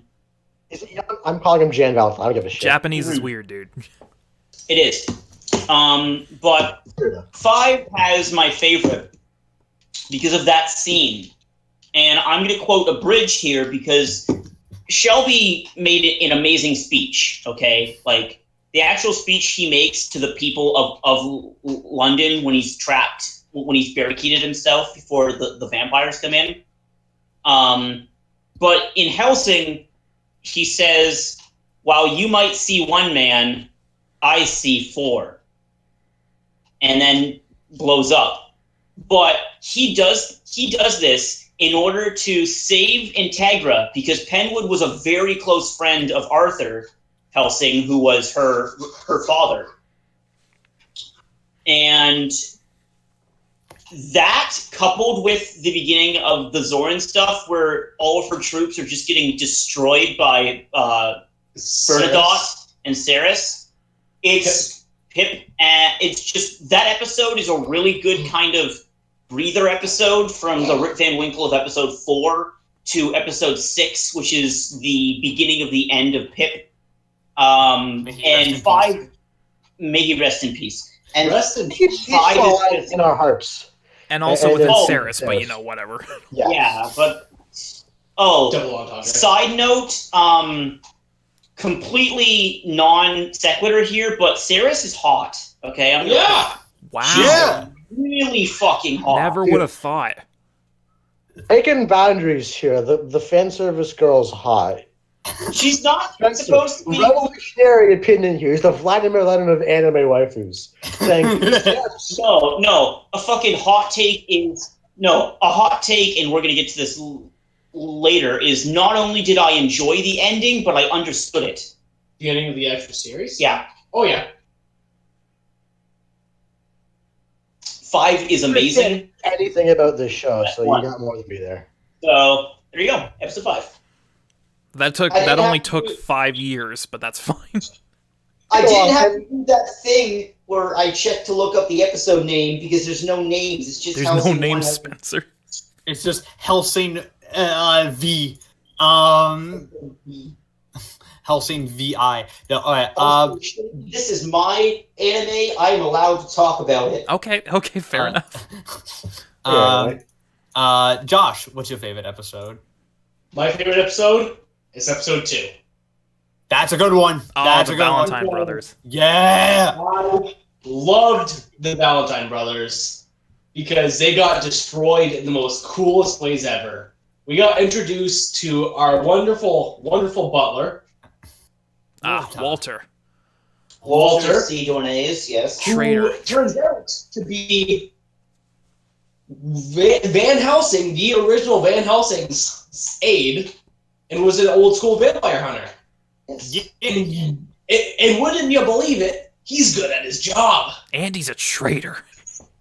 He's also really hot when he was like 25 too, so there's that. But just the whole episode was a whole bunch of badassery.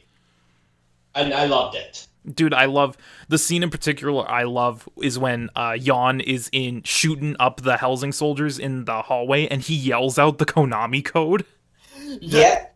Yep. Up, down, left, right, BA. Now you're killing with Konami, bitches. To quote the Konami code, I think we all know the You see Konami why code. I was once known as the Angel of Death.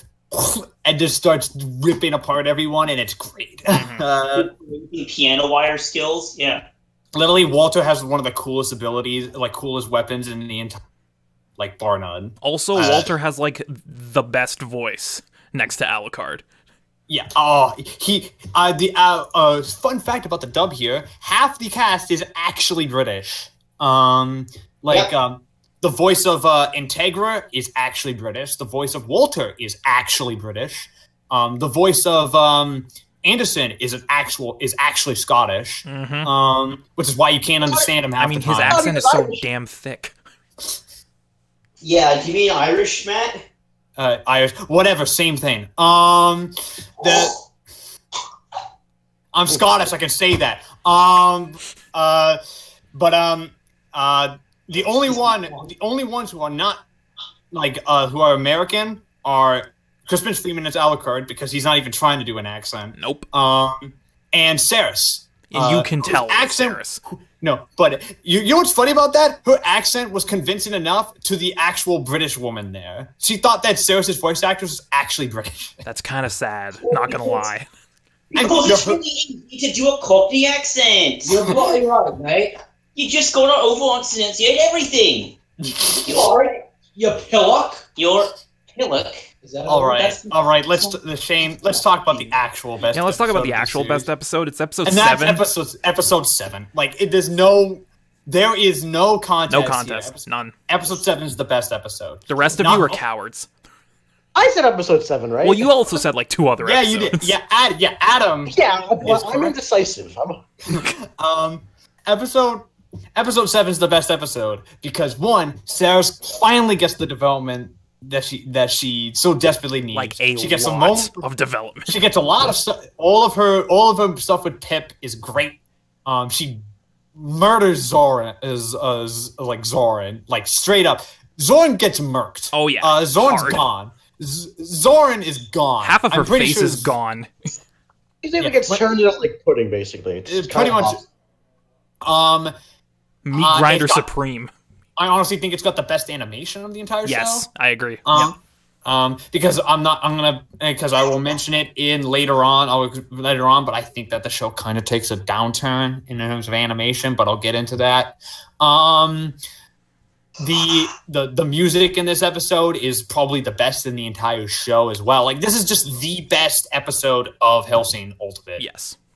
easily. If Hellsing stayed this quality for the rest of the show, I would probably have given it a 10 out of 10. I would have given it an 11. I would have given it a 12, Shane. I would have given it an apple. So I would have given it a double D out of 10. A double D out of 10. 7 yams. What about a double Dio?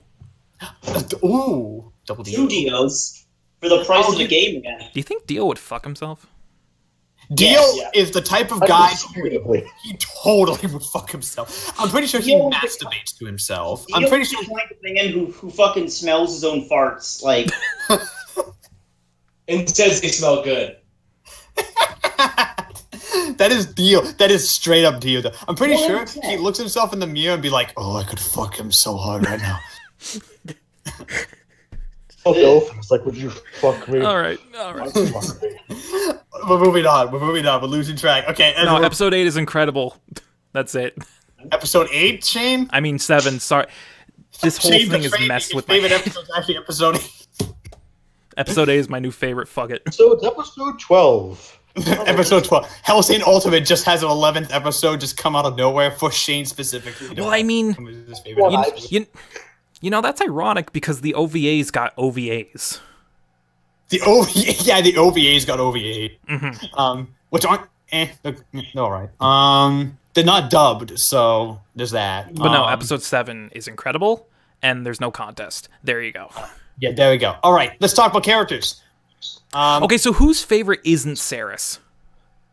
Mine. Okay, well, explain yourselves.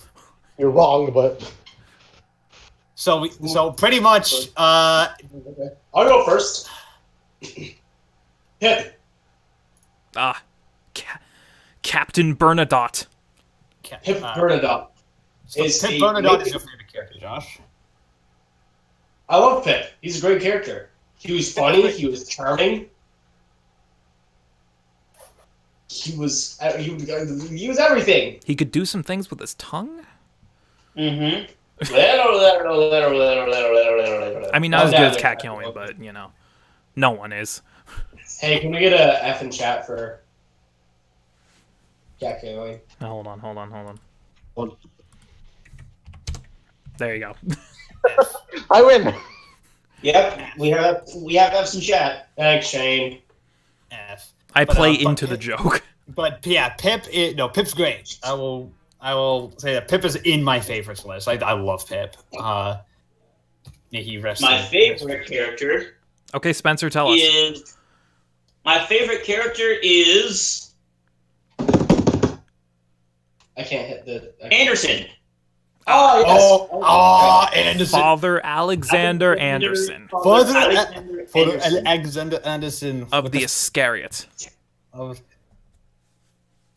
So this is a man who loves Jesus, Fine. and I mean he loves Jesus. He would probably fuck Jesus if he could. He loves Jesus a little wouldn't, too because much. That's not Catholic. That's not Well, here's the thing. This is a guy who transports himself via paper. I'm pretty sure that. So he's what's known as a regenerator, which is basically a human being with special powers created by the Section 13 Iscariot organization of the Vatican. He's basically a vampire without being a vampire. Correct. So basically, this is a man who, through the entire, up till episodes, I think it was episode 6, either 6 or episode 7, is like, yeah, Enrico Maxwell, you're my boss. You're pretty cool. Sure, I'll help you out. Outbursts from you. And then when Enrico starts to state he is bigger than God,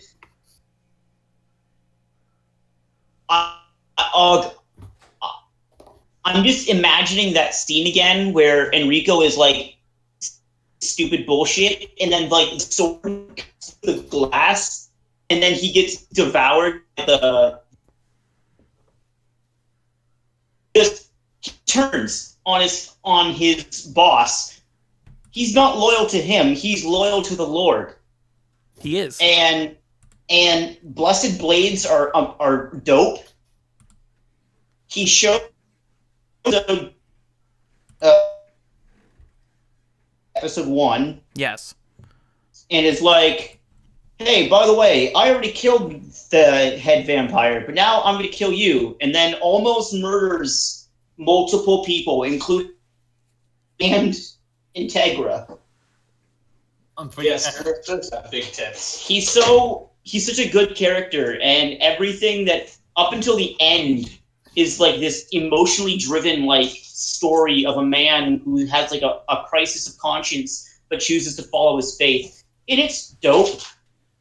And then he becomes a wood monster. He becomes a tree thorn monster and then turns into ash. Dust And then to dust. with like this really sad music blend. I'm not gonna lie, first time I watched Ultimate, I cried. Okay, his death When he was died? very sad. Come now, children. Yeah. There's no need to cry. I shed no tears. Say your prayers before you go to bed. Anderson is great. Alexander Anderson. He is a great character. But Adam, who's your favorite character? Obviously, it's Seras, but Yeah, I- yeah, yeah, I'm it's- with yeah, it's It's Seras. Seras, but I think we should have like a second favorite. And for me, it's Walter. And I know it's going to be like, what? You like Walter? He I like betrays Walter. us for no I reason. do. Walter kicks ass, first of all. Yeah. I felt like almost when the final battle was happening, and you see Walter just like he struck this deal to do, to kill Alucard, and Alucard's obviously like you like him because like he kills Nazis, he's Antifa, he's great. I like Alucard, but you realize that Walter's like aging backwards. He becomes a kid for some reason. Like he sacrificed everything, Alucard, and when like he failed, I was like, damn it, because I really wanted him. I wanted Anderson to win because obviously it shows how much it means to these dudes to kill this obviously evil entity who's killed like millions of people and has just an army whenever he wants. Anderson turned into Tree Man. We've discussed that already on the podcast, but Benjamin Button starts aging in reverse, and that's kind of the ultimate sacrifice where you slowly you relive who you are, but it's obvious all right, I soon I'm going to wither away into this tiny stupid idiot baby. So that's kind of why Walter is one of my favorites. He's obviously bad, and the reason for his betrayal is incredibly stupid. Yeah? Yeah, it's pretty dumb. Mm-hmm. It's really dumb. It's basically a WCW twist where it's like, oh no, Hulk Hogan's the heel. Whoa! But Whoa! Funny. I felt like empathy for this dude. I really want you to beat Alucard. I want you to beat the weird chick vampire because Alucard turned into a chick for some reason. Because Alucard was a woman in the war, apparently. Alucard has been every gender and every sexuality. He's pretty much a blob. He's a genderless pansexual blob. But yeah, at least Walter goes out killing the weird perverted doctor with awful fashion choices. He's got 12 lens glasses and he wears a jacket with no midriff. It's forgot that guy existed. Yep. I forgot that guy's in the show. Really fucking weird his role. He doesn't really do anything. He's not like Schrodinger, where you think Schrodinger is all right, he's just comic relief. But when Schrodinger actually does important things, he ends up basically putting Alucard off the map for almost 40 years. Mm-hmm. The way they beat Alucard, it makes no sense. Makes zero sense. I love it. Yes, but exactly. I was gonna say, if you have this unbeatable mega vampire, you're gonna have to pull some bullshit. They pulled the biggest bullshit. Oh my god! The thing with Schrodinger is that I'm going now. I have not seen a bigger ass pull from the Nazis since Operation Sea Lion. Schrodinger's great because this is a show where everything's derived from magic and all that stuff. And then Schrodinger's got his powers through quantum mechanics. It's like, what the fuck is this? Why is there like science in my Nazi vampire show? What is Helsing at this point? I don't Yeah, fucking so know. you have quantum mechanics Catboy, kick-ass reverse aging butler, who turns into like at the end of the show, who kills the doctor. I want to say about Walter and kind of Schrodinger too. I think Schrodinger's good. Doesn't have as much of the role as I wanted him to, or her. I'm not sure if Schrodinger's a dude. It's a dude. Dude. It's a dude voiced by Laura Bailey. So And doing a very good job. Bailey does good job. fantastic in this job. show. Everyone's great. Yeah. But let's talk about Source. Seras. Because I'm done. Before we talk about Seras, because Adam mentioned second runner-up, my runner-up is actually Alucard. Same. I agree. The boy. The boy. The vampire He boy. kills Nazis. He's great. I mean, yeah, he kills Nazis, which is a plus, but also he's just fucking cool, dude. He's like, he's basically vampire Jesus. he's a vampire he's vampire Jesus devil thing. Vin Diesel. He's one of the great. It is one of the he's got one of the best designs of any character in any anime ever. Iron Man Crybaby. Yeah. I would murder a person for that red jacket. Dude, that You know what, fucking Sam? those glasses in that hat, too. Often is nuts. And the guns are the biggest guns I have ever seen in anything ever. Like those guns are huge. Those Firing things, disgusting bullets, nonetheless, at Castle 454. yeah. The Silver Yeah. Cross of Manchester was melted down to make these armor-piercing exploding shells. Because, you know... Because Yeah. Wait. logic. Are they explosive tipped or magnesium tipped? They're They explosive don't... tipped. They're explosive tipped.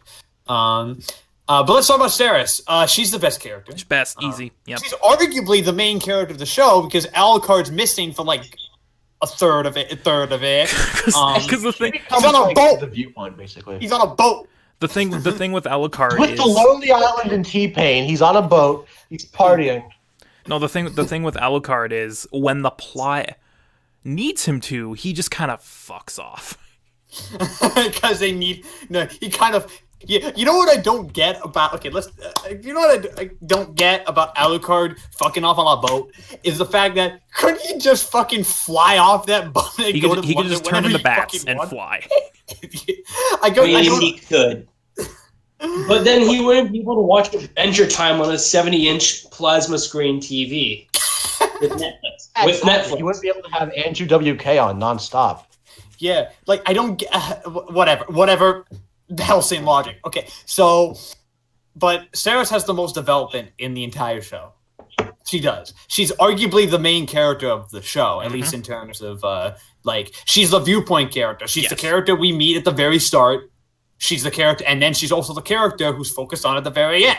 Yes. Like she gets you see her development from just a rookie police officer who is in a bad situation at a bad time. To a dead rookie police officer. To a dead rookie police officer who's brought back to life out of.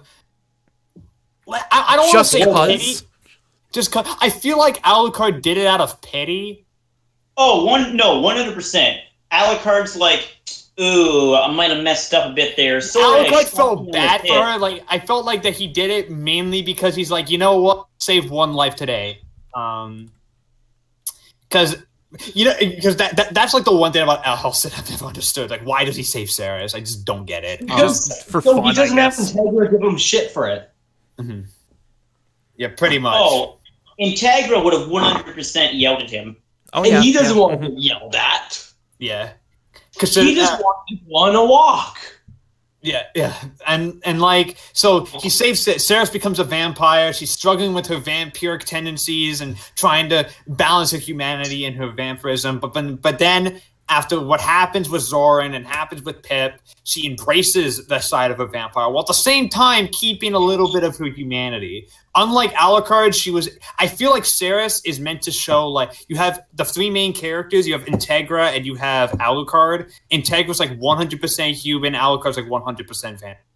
Then you have Seras, who's like that middle ground, and it's like, this is what like Alucard and Bolton should have been. Like, kind of like this she balances her vampiric side while at the same time keeping that humanity, so she can so she's like really powerful and immortal and stuff, but at the same time she still gives a fuck. Yeah, if that makes any sense, because Alucard does not give a fuck, and Integra gives too much of a fuck. So it's like, so you need to find that balance, and Seras is that balance, and that's why she really, really works in the context of the show. Shane? I agree. I have nothing to add to that. Her backstory is depressing as fuck, and made me cry. It did make me cry, but I was like, it made me remember that there was nudity in the show. There's a lot of nudity in this, actually, by the way. This is not a show for young kids. If you have young kids, keep them out of the room. Watch it with your 4-year-old. It's a wholesome family get-together. If your kid's like 13 or 14, let them watch this because it's dumb. But like, it's pretty dumb. They'll be able to handle it. This is not Berserk. But if they're like younger than that, keep them out. Don't let them watch this. Just don't let them watch this. This is not appropriate for them. But oh yeah, no, it's not a kid's show. How about least favorite character? We're gonna get to. Let's start with you, Shane, because I'm very curious. Because I think we all have a different least. Because there's not really a character I hate. No, not really. There's one character I hate. And I'm gonna get to him because I feel like he's part of the problems with the show. But Shay, go pick yours. Okay, well, my least favorite character is Rip Van Winkle. What the fuck? What was that? Was that Spencer? Was that Spencer or Josh? Who was that? Josh takes no Rip Van Winkle disrespect. Family, but because there is a police car and 2 ambulances about 75 feet from us. Oh, cool. No, I thought that you like all we heard is least favorite character is Van Winkle. No! He's furious. That was fucking. I think we might have a drug bust on our hands. No, but anyway, my least favorite character is Van Winkle, mainly because she doesn't fucking do anything. She shows up and doesn't do. Like she's just part of the Majors team, and literally all she does is shoot down some jets on a boat. Sings a song. She sings a song. She shoots down some jets with her arguably cool power, controlling the magic bullets, and then she gets fucked by Alucard. Alucard comes in and just like, I just caught. Alucard just comes in and murks her. Like, she does nothing and then gets destroyed. So it's like, okay, you could have literally not existed and nothing would have changed. Your privilege. Yeah, pretty much. So, Spencer, who's your least favorite character? My least favorite character, I don't even know his fucking name. It's the fucking silent werewolf guy. Oh, you know what? His name's just the captain. Is it just the captain? I like the captain. What? I was the captain, so he's the captain. Fine. But no, wait. Because if Shane can say Rip Van Winkle, the captain also does nothing. He arguably does more, to be honest. The captain has one kick-ass fight, which he loses. Well, because the whole point of his character is that he wants to die, Spencer. That's he hands Seras the keys to killing him. Like, he hands her like a silver bullet or a silver tooth or silver whatever. Yeah. No, it was a silver tooth, and then Seras uses her magic vampire familiar abilities to summon Bernadotte out of her arm. And then he punches him in the heart with the silver tooth, and it's like, what? Yeah, the captain's literally suicidal. He's literally in this war because he's lived for so long. He wants to die. He's like Alucard and like that. He's like Alucard. Alucard also wants to die. The captain is a werewolf, by the way, as obviously stated. But not my least favorite because he's a bad character. More so just because he really doesn't do anything. Yeah. This is a show where, unlike last week, where there was a character that was absolutely despicable, yeah, there's no real bad, quote-unquote, bad character Oh, I'll get to that, but Okay, you know what? I will agree somewhat with Spencer, because honestly, there's that scene where all three groups, the Catholics, the Helsing organization, and the Nazis, are all squaring off, and then there's Alucard, the captain, and Anderson. And then honestly, I thought that the captain got murked like right away. And then he shows up again. I'm like, oh, okay, you're not dead. All right. all right. So I can agree with him Josh, somewhat, but Yeah, Josh, who's your least favorite character?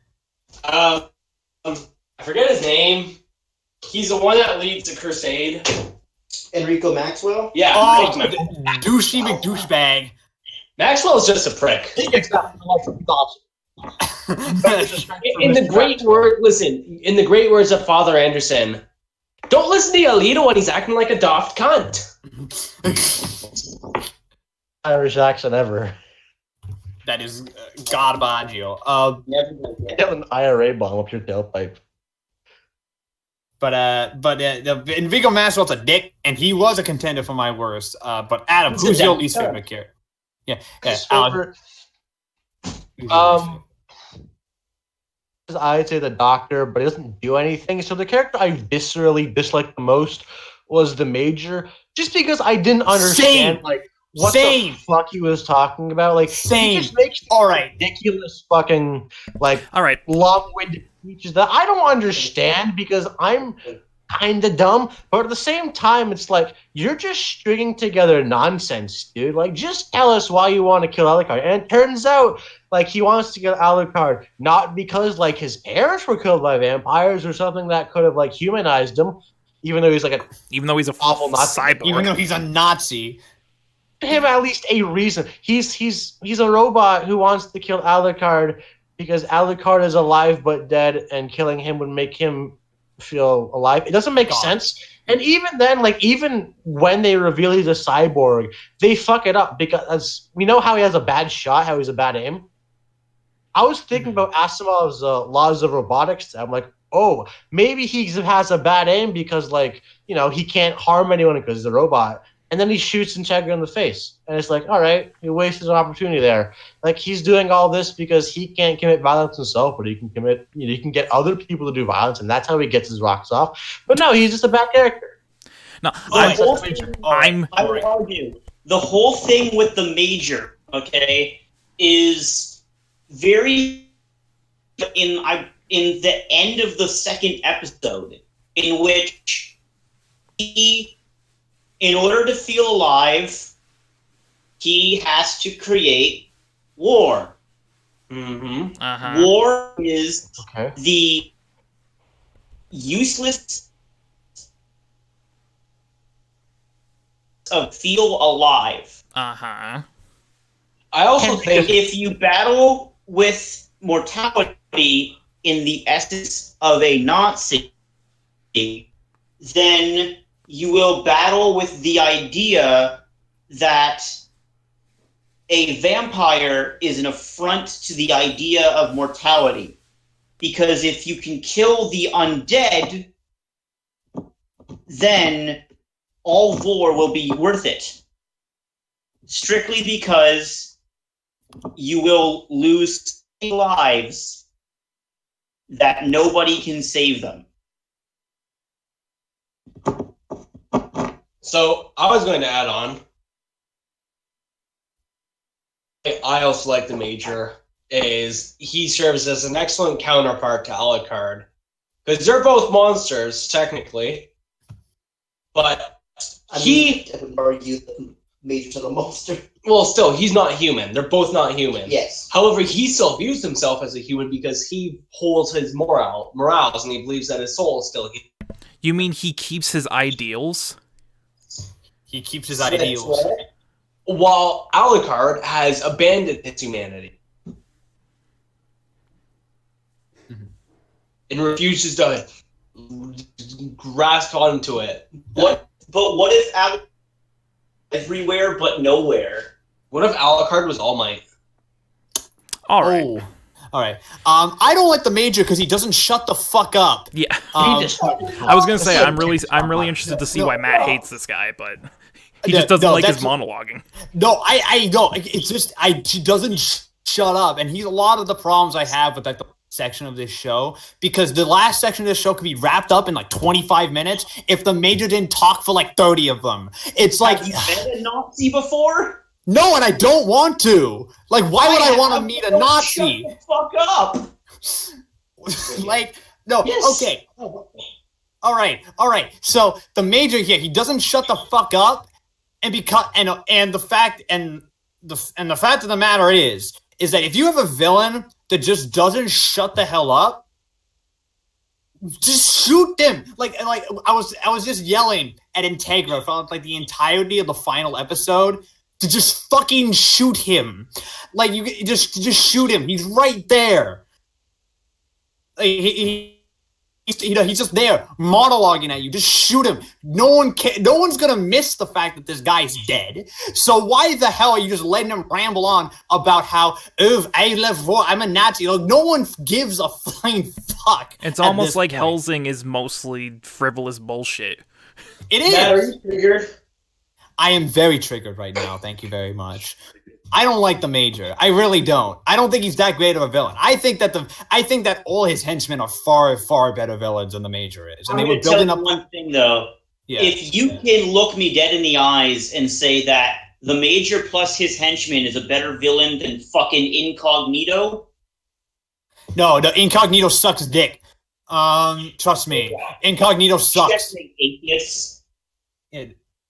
Incognito sucks. You know what? Hellsing's not about good villains though. So like, there's that. But let's move on. Let's move on before this gets more heated. All right. So,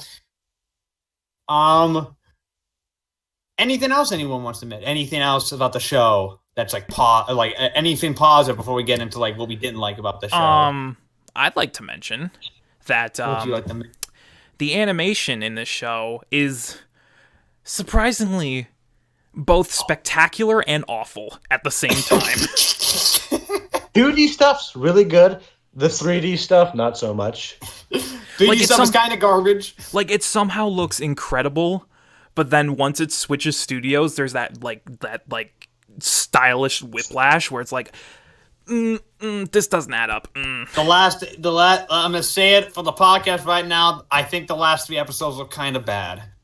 I think that the last 3 episodes are not well done, at least in terms of animes. They're a lot more. They're a lot stiffer. They're a lot. There's a lot more like, you know, the panning shots where there's like it's just panning over like a group of people and they're talking, but there's like no movement like at all. There's a lot of that. It's the best piece of animation in those episodes come from Everything Was Walter. Yeah. Definitely. Which are great, but those episodes do not look nearly as good as the State Light or the Madhouse episodes beforehand, which I think is telling the fact that the studio who worked on Hellsing Ultimate has not done anything since Hellsing Ultimate. This was their first and only project they've ever done. Oh, the that's studio unfortunate. for 8, 9, 10? Yeah, Kill my dick. yeah. Kilmadic, yes. Graphica and Kilmadic. They haven't done anything since. Apparently, because from what I understand, they were like former Madhouse employees or something like that. I don't know what they were. That's weird. It's weird. Yeah, go read into it. It's kind of fascinating. But when the animation in this show really ramps up, it's fucking great. The show looks gorgeous. It is an OVA, so it did have a bigger budget, so that makes sense. It's basically like an HBO show with like. It's anime though, because it has 10 episodes. It's basically like, kind of sort of like a HBO one shot. Yeah. Because all the episodes are about an hour long. It's like, yeah, it's like an Yeah, it's good. Yeah, it's like an HBO show. It's like an HBO show, and it's almost as good. So it's almost as good. I also like to mention the music for being great. Music is great, albeit I prefer the original soundtrack a little bit more because it's jazzy as fuck. Episode 6 kicks ass. Shout out to ED4 for just being Schrodinger on a merry adventure through Nazi America. Yes. Oh yeah, it's Schrodinger through Nazi America. I love all the EDs are great. All the EDs are Fire. fantastic. Which ED the best? Oh, What one's 5? The training one, right? A Patriot with no name. Mine's the training- training one. Training one's one of my favorites. I think my personal favorite. It's hard to pick. I really like 3s. I really like 4s. I really like 6, and I really like. I love 8. Yes. Because 8 uses the original Anderson theme from the OG suit. Yep. And you One can. of my favorite themes, by the way. But I think my favorite's 9. Is the one with Walter. Is Walter's ending. Mhm. I really like that one. I like the music for that one. Yeah, the music's great. I also want to mention the fact that this show has some of the best blood I've ever seen in an anime ever. Oh, it's so good. It's so crimson. It's crimson blood. It's so like there's like globules. It's so nice to look at. It's such a nice shade of red. But let's talk about like the things that don't work. Show Kind of like the entire narrative. the plot of this show doesn't make any sense. Okay, we can spend all day talking about just how little sense Hellsing actually makes when you think about it for more than a second. But I want to talk about specifically like the last 3 episodes, because once Anderson puts like the fucking crown of thorns, like thorn, into his chest, it stops it stops making any sort of sense, like at all. You just I shouldn't go, Shane. No, like it's like I said earlier, this entire show makes no sense, but somehow once it hits episode 8, it starts making less and less sense as time goes on. Like every second that passes, it keeps making less sense. Mm-hmm. And I feel like almost they knew. They had to have known. I feel like they had to have known. The author had to have known, considering that apparently the ending of the, like, he had no ending plan for the, like, at all. He just started it and then just kept going until he came up with an ending. And that makes complete sense to me.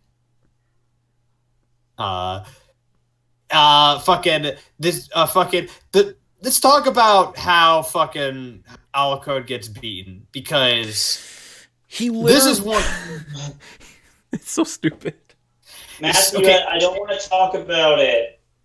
All right, so he literally gets turned into a paradox. What happened? He is everywhere but nowhere, and he has to spend the next 40 years getting rid of all of his souls so he can. Because there's so many souls inside of him, he's not sure which one he is. And it's because Schrodinger cuts his head off in a pool of souls, and then because of this, you get the idea of Schrodinger's box. Wait, are you telling me that Schrodinger's box? Schrodinger, the cat? What? Guys, I think we just found the greatest anime paradox of all time. Oh my god. This entire show is literally a paradox. This entire show is so good. It's so fucking good, and the fight scenes are so good. But it's also stupid. It's stupid. It makes so zero close. sense. You stupid. It's so close. If you could put together something that made a resemblance, something that made a semblance of sense, this could be an easy 10 out of 10. Yeah. I say it's so good because it makes no sense. Like, it knows it's stupid. What other fucking show would have, like, a Catholic, like, army that all look like the KKK for some reason just fly over the channel and just destroy London? Like, the Salvation Army? Salvation. Oh, I got mean, holy hosers going there, eh? I thought that was the plot of Black Klansman. Black Klansman? Yeah, this show makes no goddamn sense. This show's stupid. It's very dumb. Also, literally, whenever Alucard's involved in the plot, the show makes less sense. When Alucard's out of it, it makes at least a little bit. I feel like Alucard himself is like a walking, like, just like, because he's so powerful, they need to come up with like the most contrived and dumbass reasons as to why he's not around. I just read up the reason why he's not flying to London is because he's steering the fucking boat to London. He is He can Captain still fly. Alucard. Captain Alucard. He watched Pirates of the Caribbean and he wanted to copy it.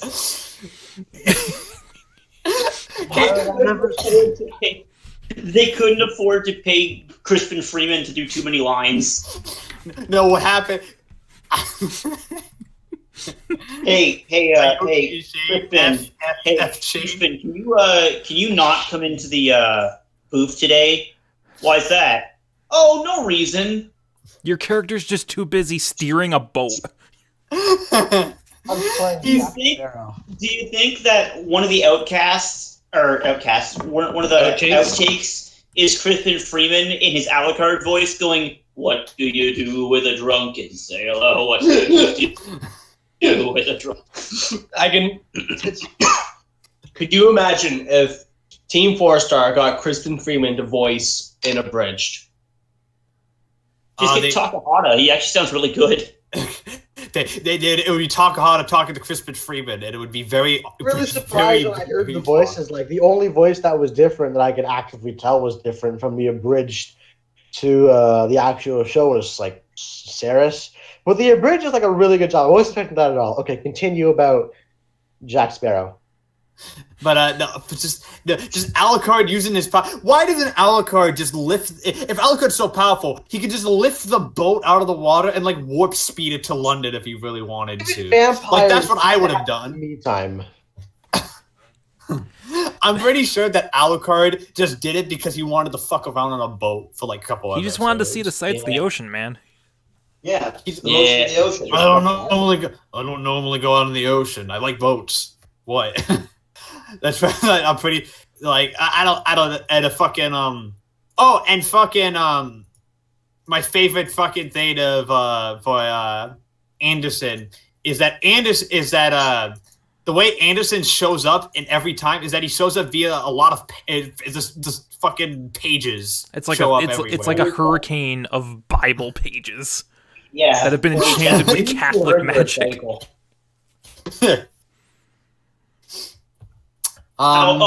Special shit that I don't like the Japanese voice for Anderson. Oh my god! No, Is it bad? that's a masterpiece, Spencer. That is not a Okay. negative. For those of you who don't know, Is it a Japanese dude trying to be Irish?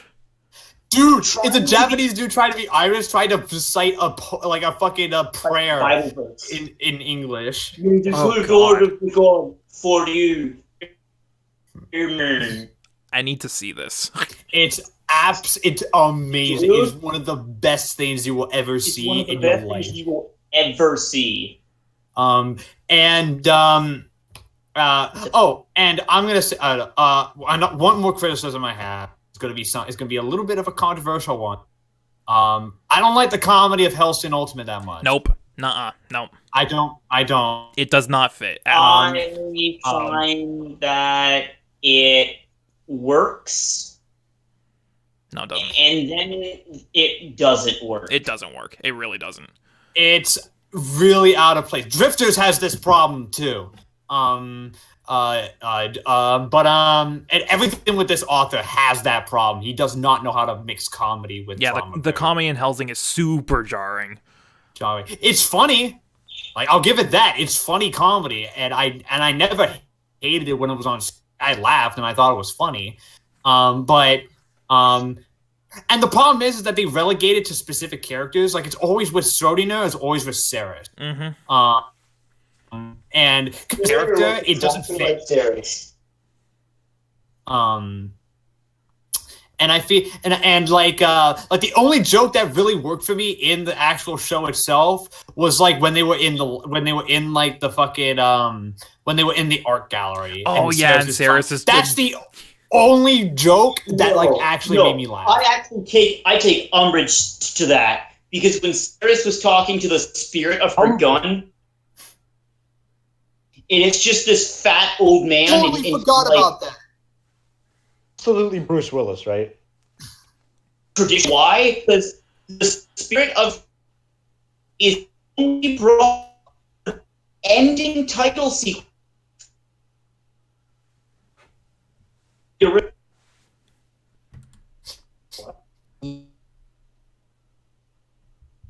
You want to try that again?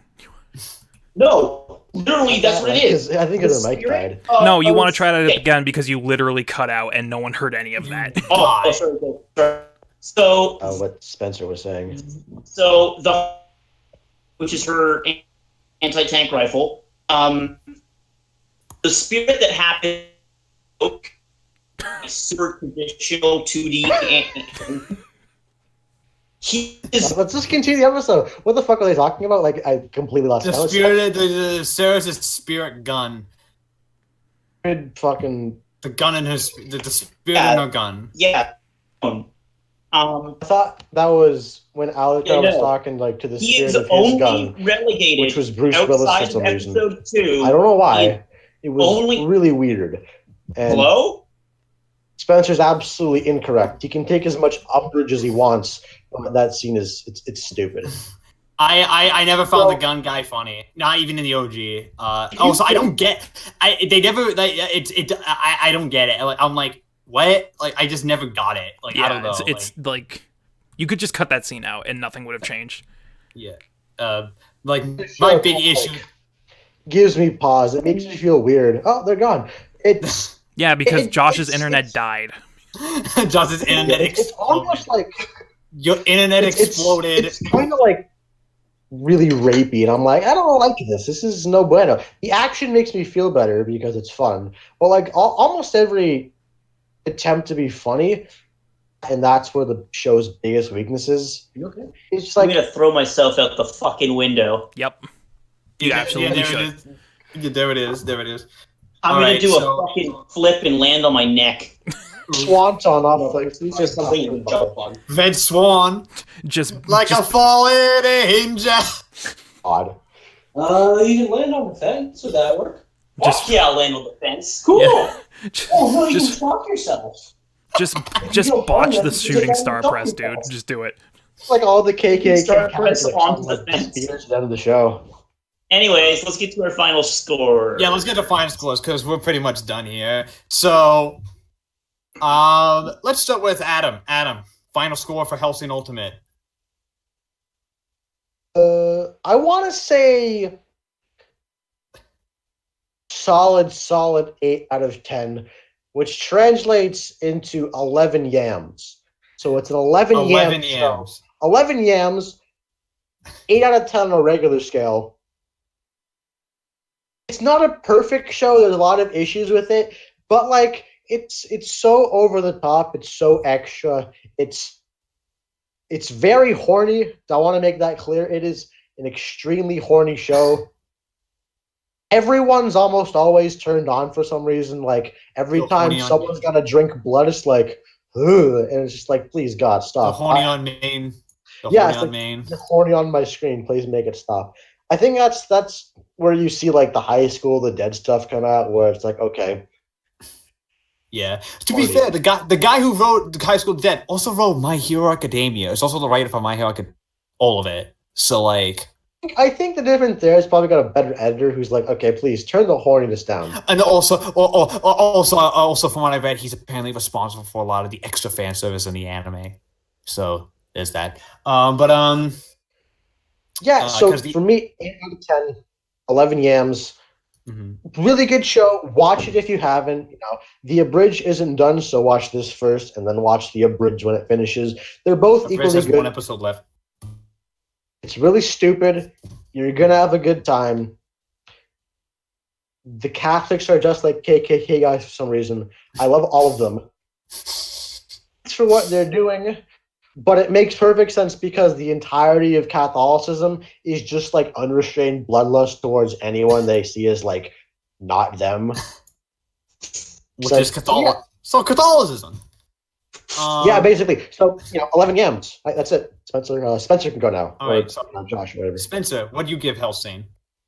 I give Helsing a 9 out of 10, which equates to approximately 14 kumquats. 14 kumquats. This show's fucking amazing, and it's dope, and I love it, and it makes no sense, and then it makes a bit too much sense, and then there's some jokes that only people with a high IQ will understand.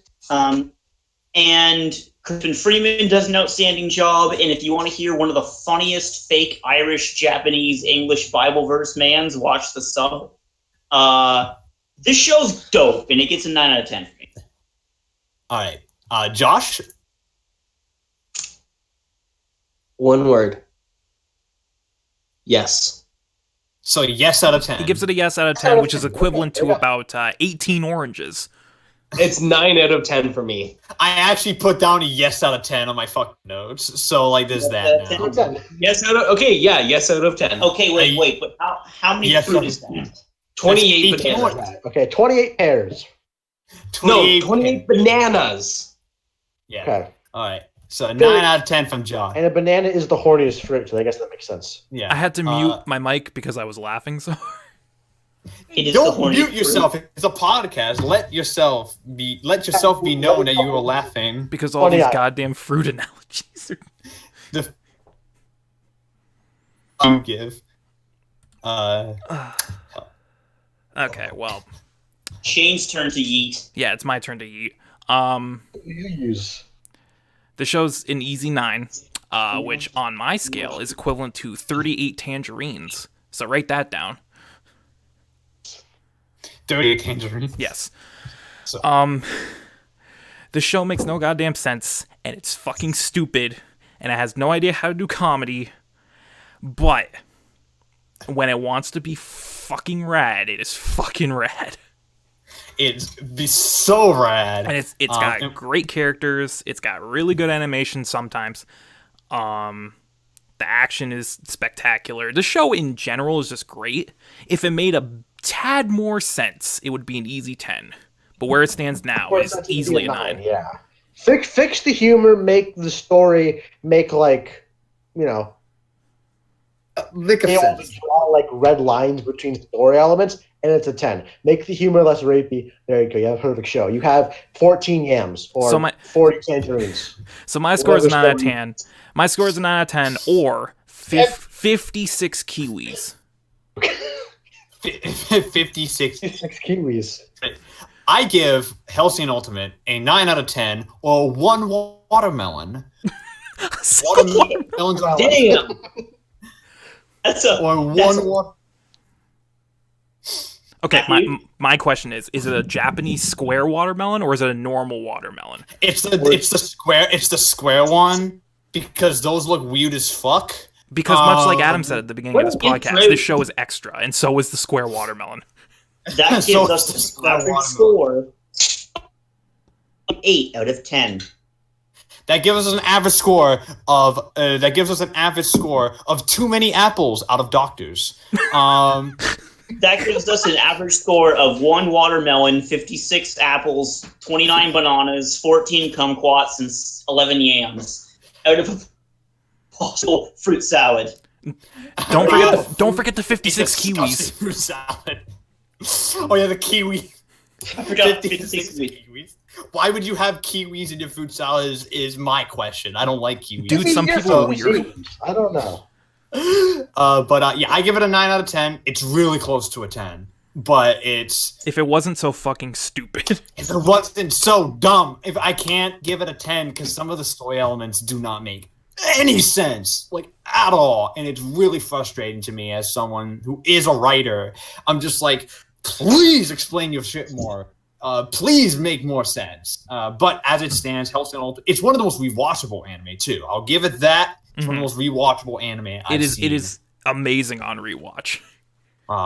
Because it's the only anime I can think of that, in my opinion, has stayed the exact same every rewatch. Like every time I'm like, yep, this is awesome. Yeah, fucking awesome. Like every time. And I think that's a testament to how good it is. All right. Next, it's time to talk about next week. Next week is our third anime of the month of Spook, an anime that I'm actually very excited to cover. Yes. Because I actually never finished this show. I watched up to like episode 17 initially and never finished it. Well, that's interesting. So, Yeah, it's one. Well, I dropped off of it because it as it was going on, there was stuff going on in my life, and I needed to. And it was like it was my last year of school, and it was like in January and February and stuff, and I was like, okay, I need to buckle down and for high school and stuff. So I really wanted to focus on that stuff. So and that show is Parasite, the Maxim, a show that to talk about, especially since it was Shane's pick. It was the show that started the month of Spook. Yes, because actually. Shane really wanted to just talk about. He just wanted to talk about Parasite. I just wanted an excuse to watch the show and talk about it, so that's where this whole idea came from. It's from Parasite the Maxim. You can thank Parasite the Maxim. But next week will be Parasite the Maxim. You can watch that on High Dive if you haven't seen. Definitely go check it out for next week's podcast. And I think we're pretty much done here. Yes. I think we're pretty much done here. I am your host, Matt, aka Legion Rest. You can find me on Twitter. You can find me on YouTube. With me is my co-host, Shane, aka The Bearded One. You can also find him on Twitter. You can also find him on YouTube at the Bearded Gaming Network, where he does unboxing videos, Let's Plays, podcasts, does a bunch of other stuff. He's always got stuff planned. When it comes out, I don't know. Yeah, who knows? I don't even know. With us, we also have our lovely guests. So we have Spencer. Say goodbye, Spencer. This is famed Monoma apologist Spencer Hill signing out. Famed Monoma apologist. Yes, famed Monoma apologist. With us, we also have our other guest, Josh. Yeah, hey, if you want to find me, I'm on the r/etchy forums of Reddit, YouTube, and everything. I thought you'd be on G.A.P for some reason. I don't know why. And with us, we also have our other lovely guest, Adam. Adam, we need to have you on the show more often. I gotta watch. You gotta find more shows for me to watch. If you offer like Kuroko no Basket, I'll watch it. I'll probably pop in from time and time again. Adam, there's a really good show called Boku no Pico that I think you'd love. You should definitely watch that.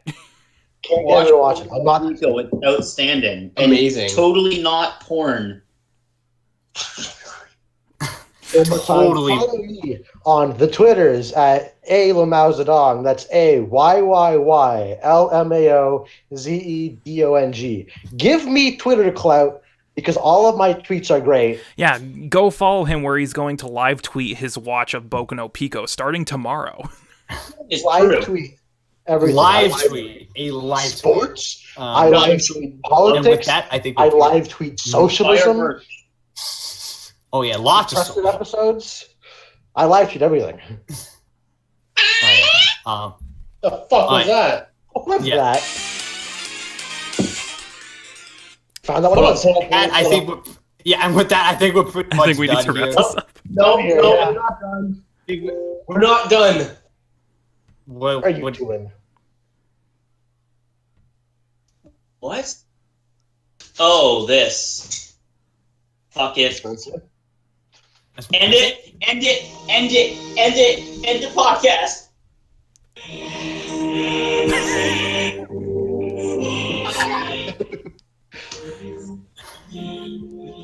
Bye, everybody. Yeah, bye. We'll see you next week for Parasite. Yeah, we're done. Yeah, I'm done.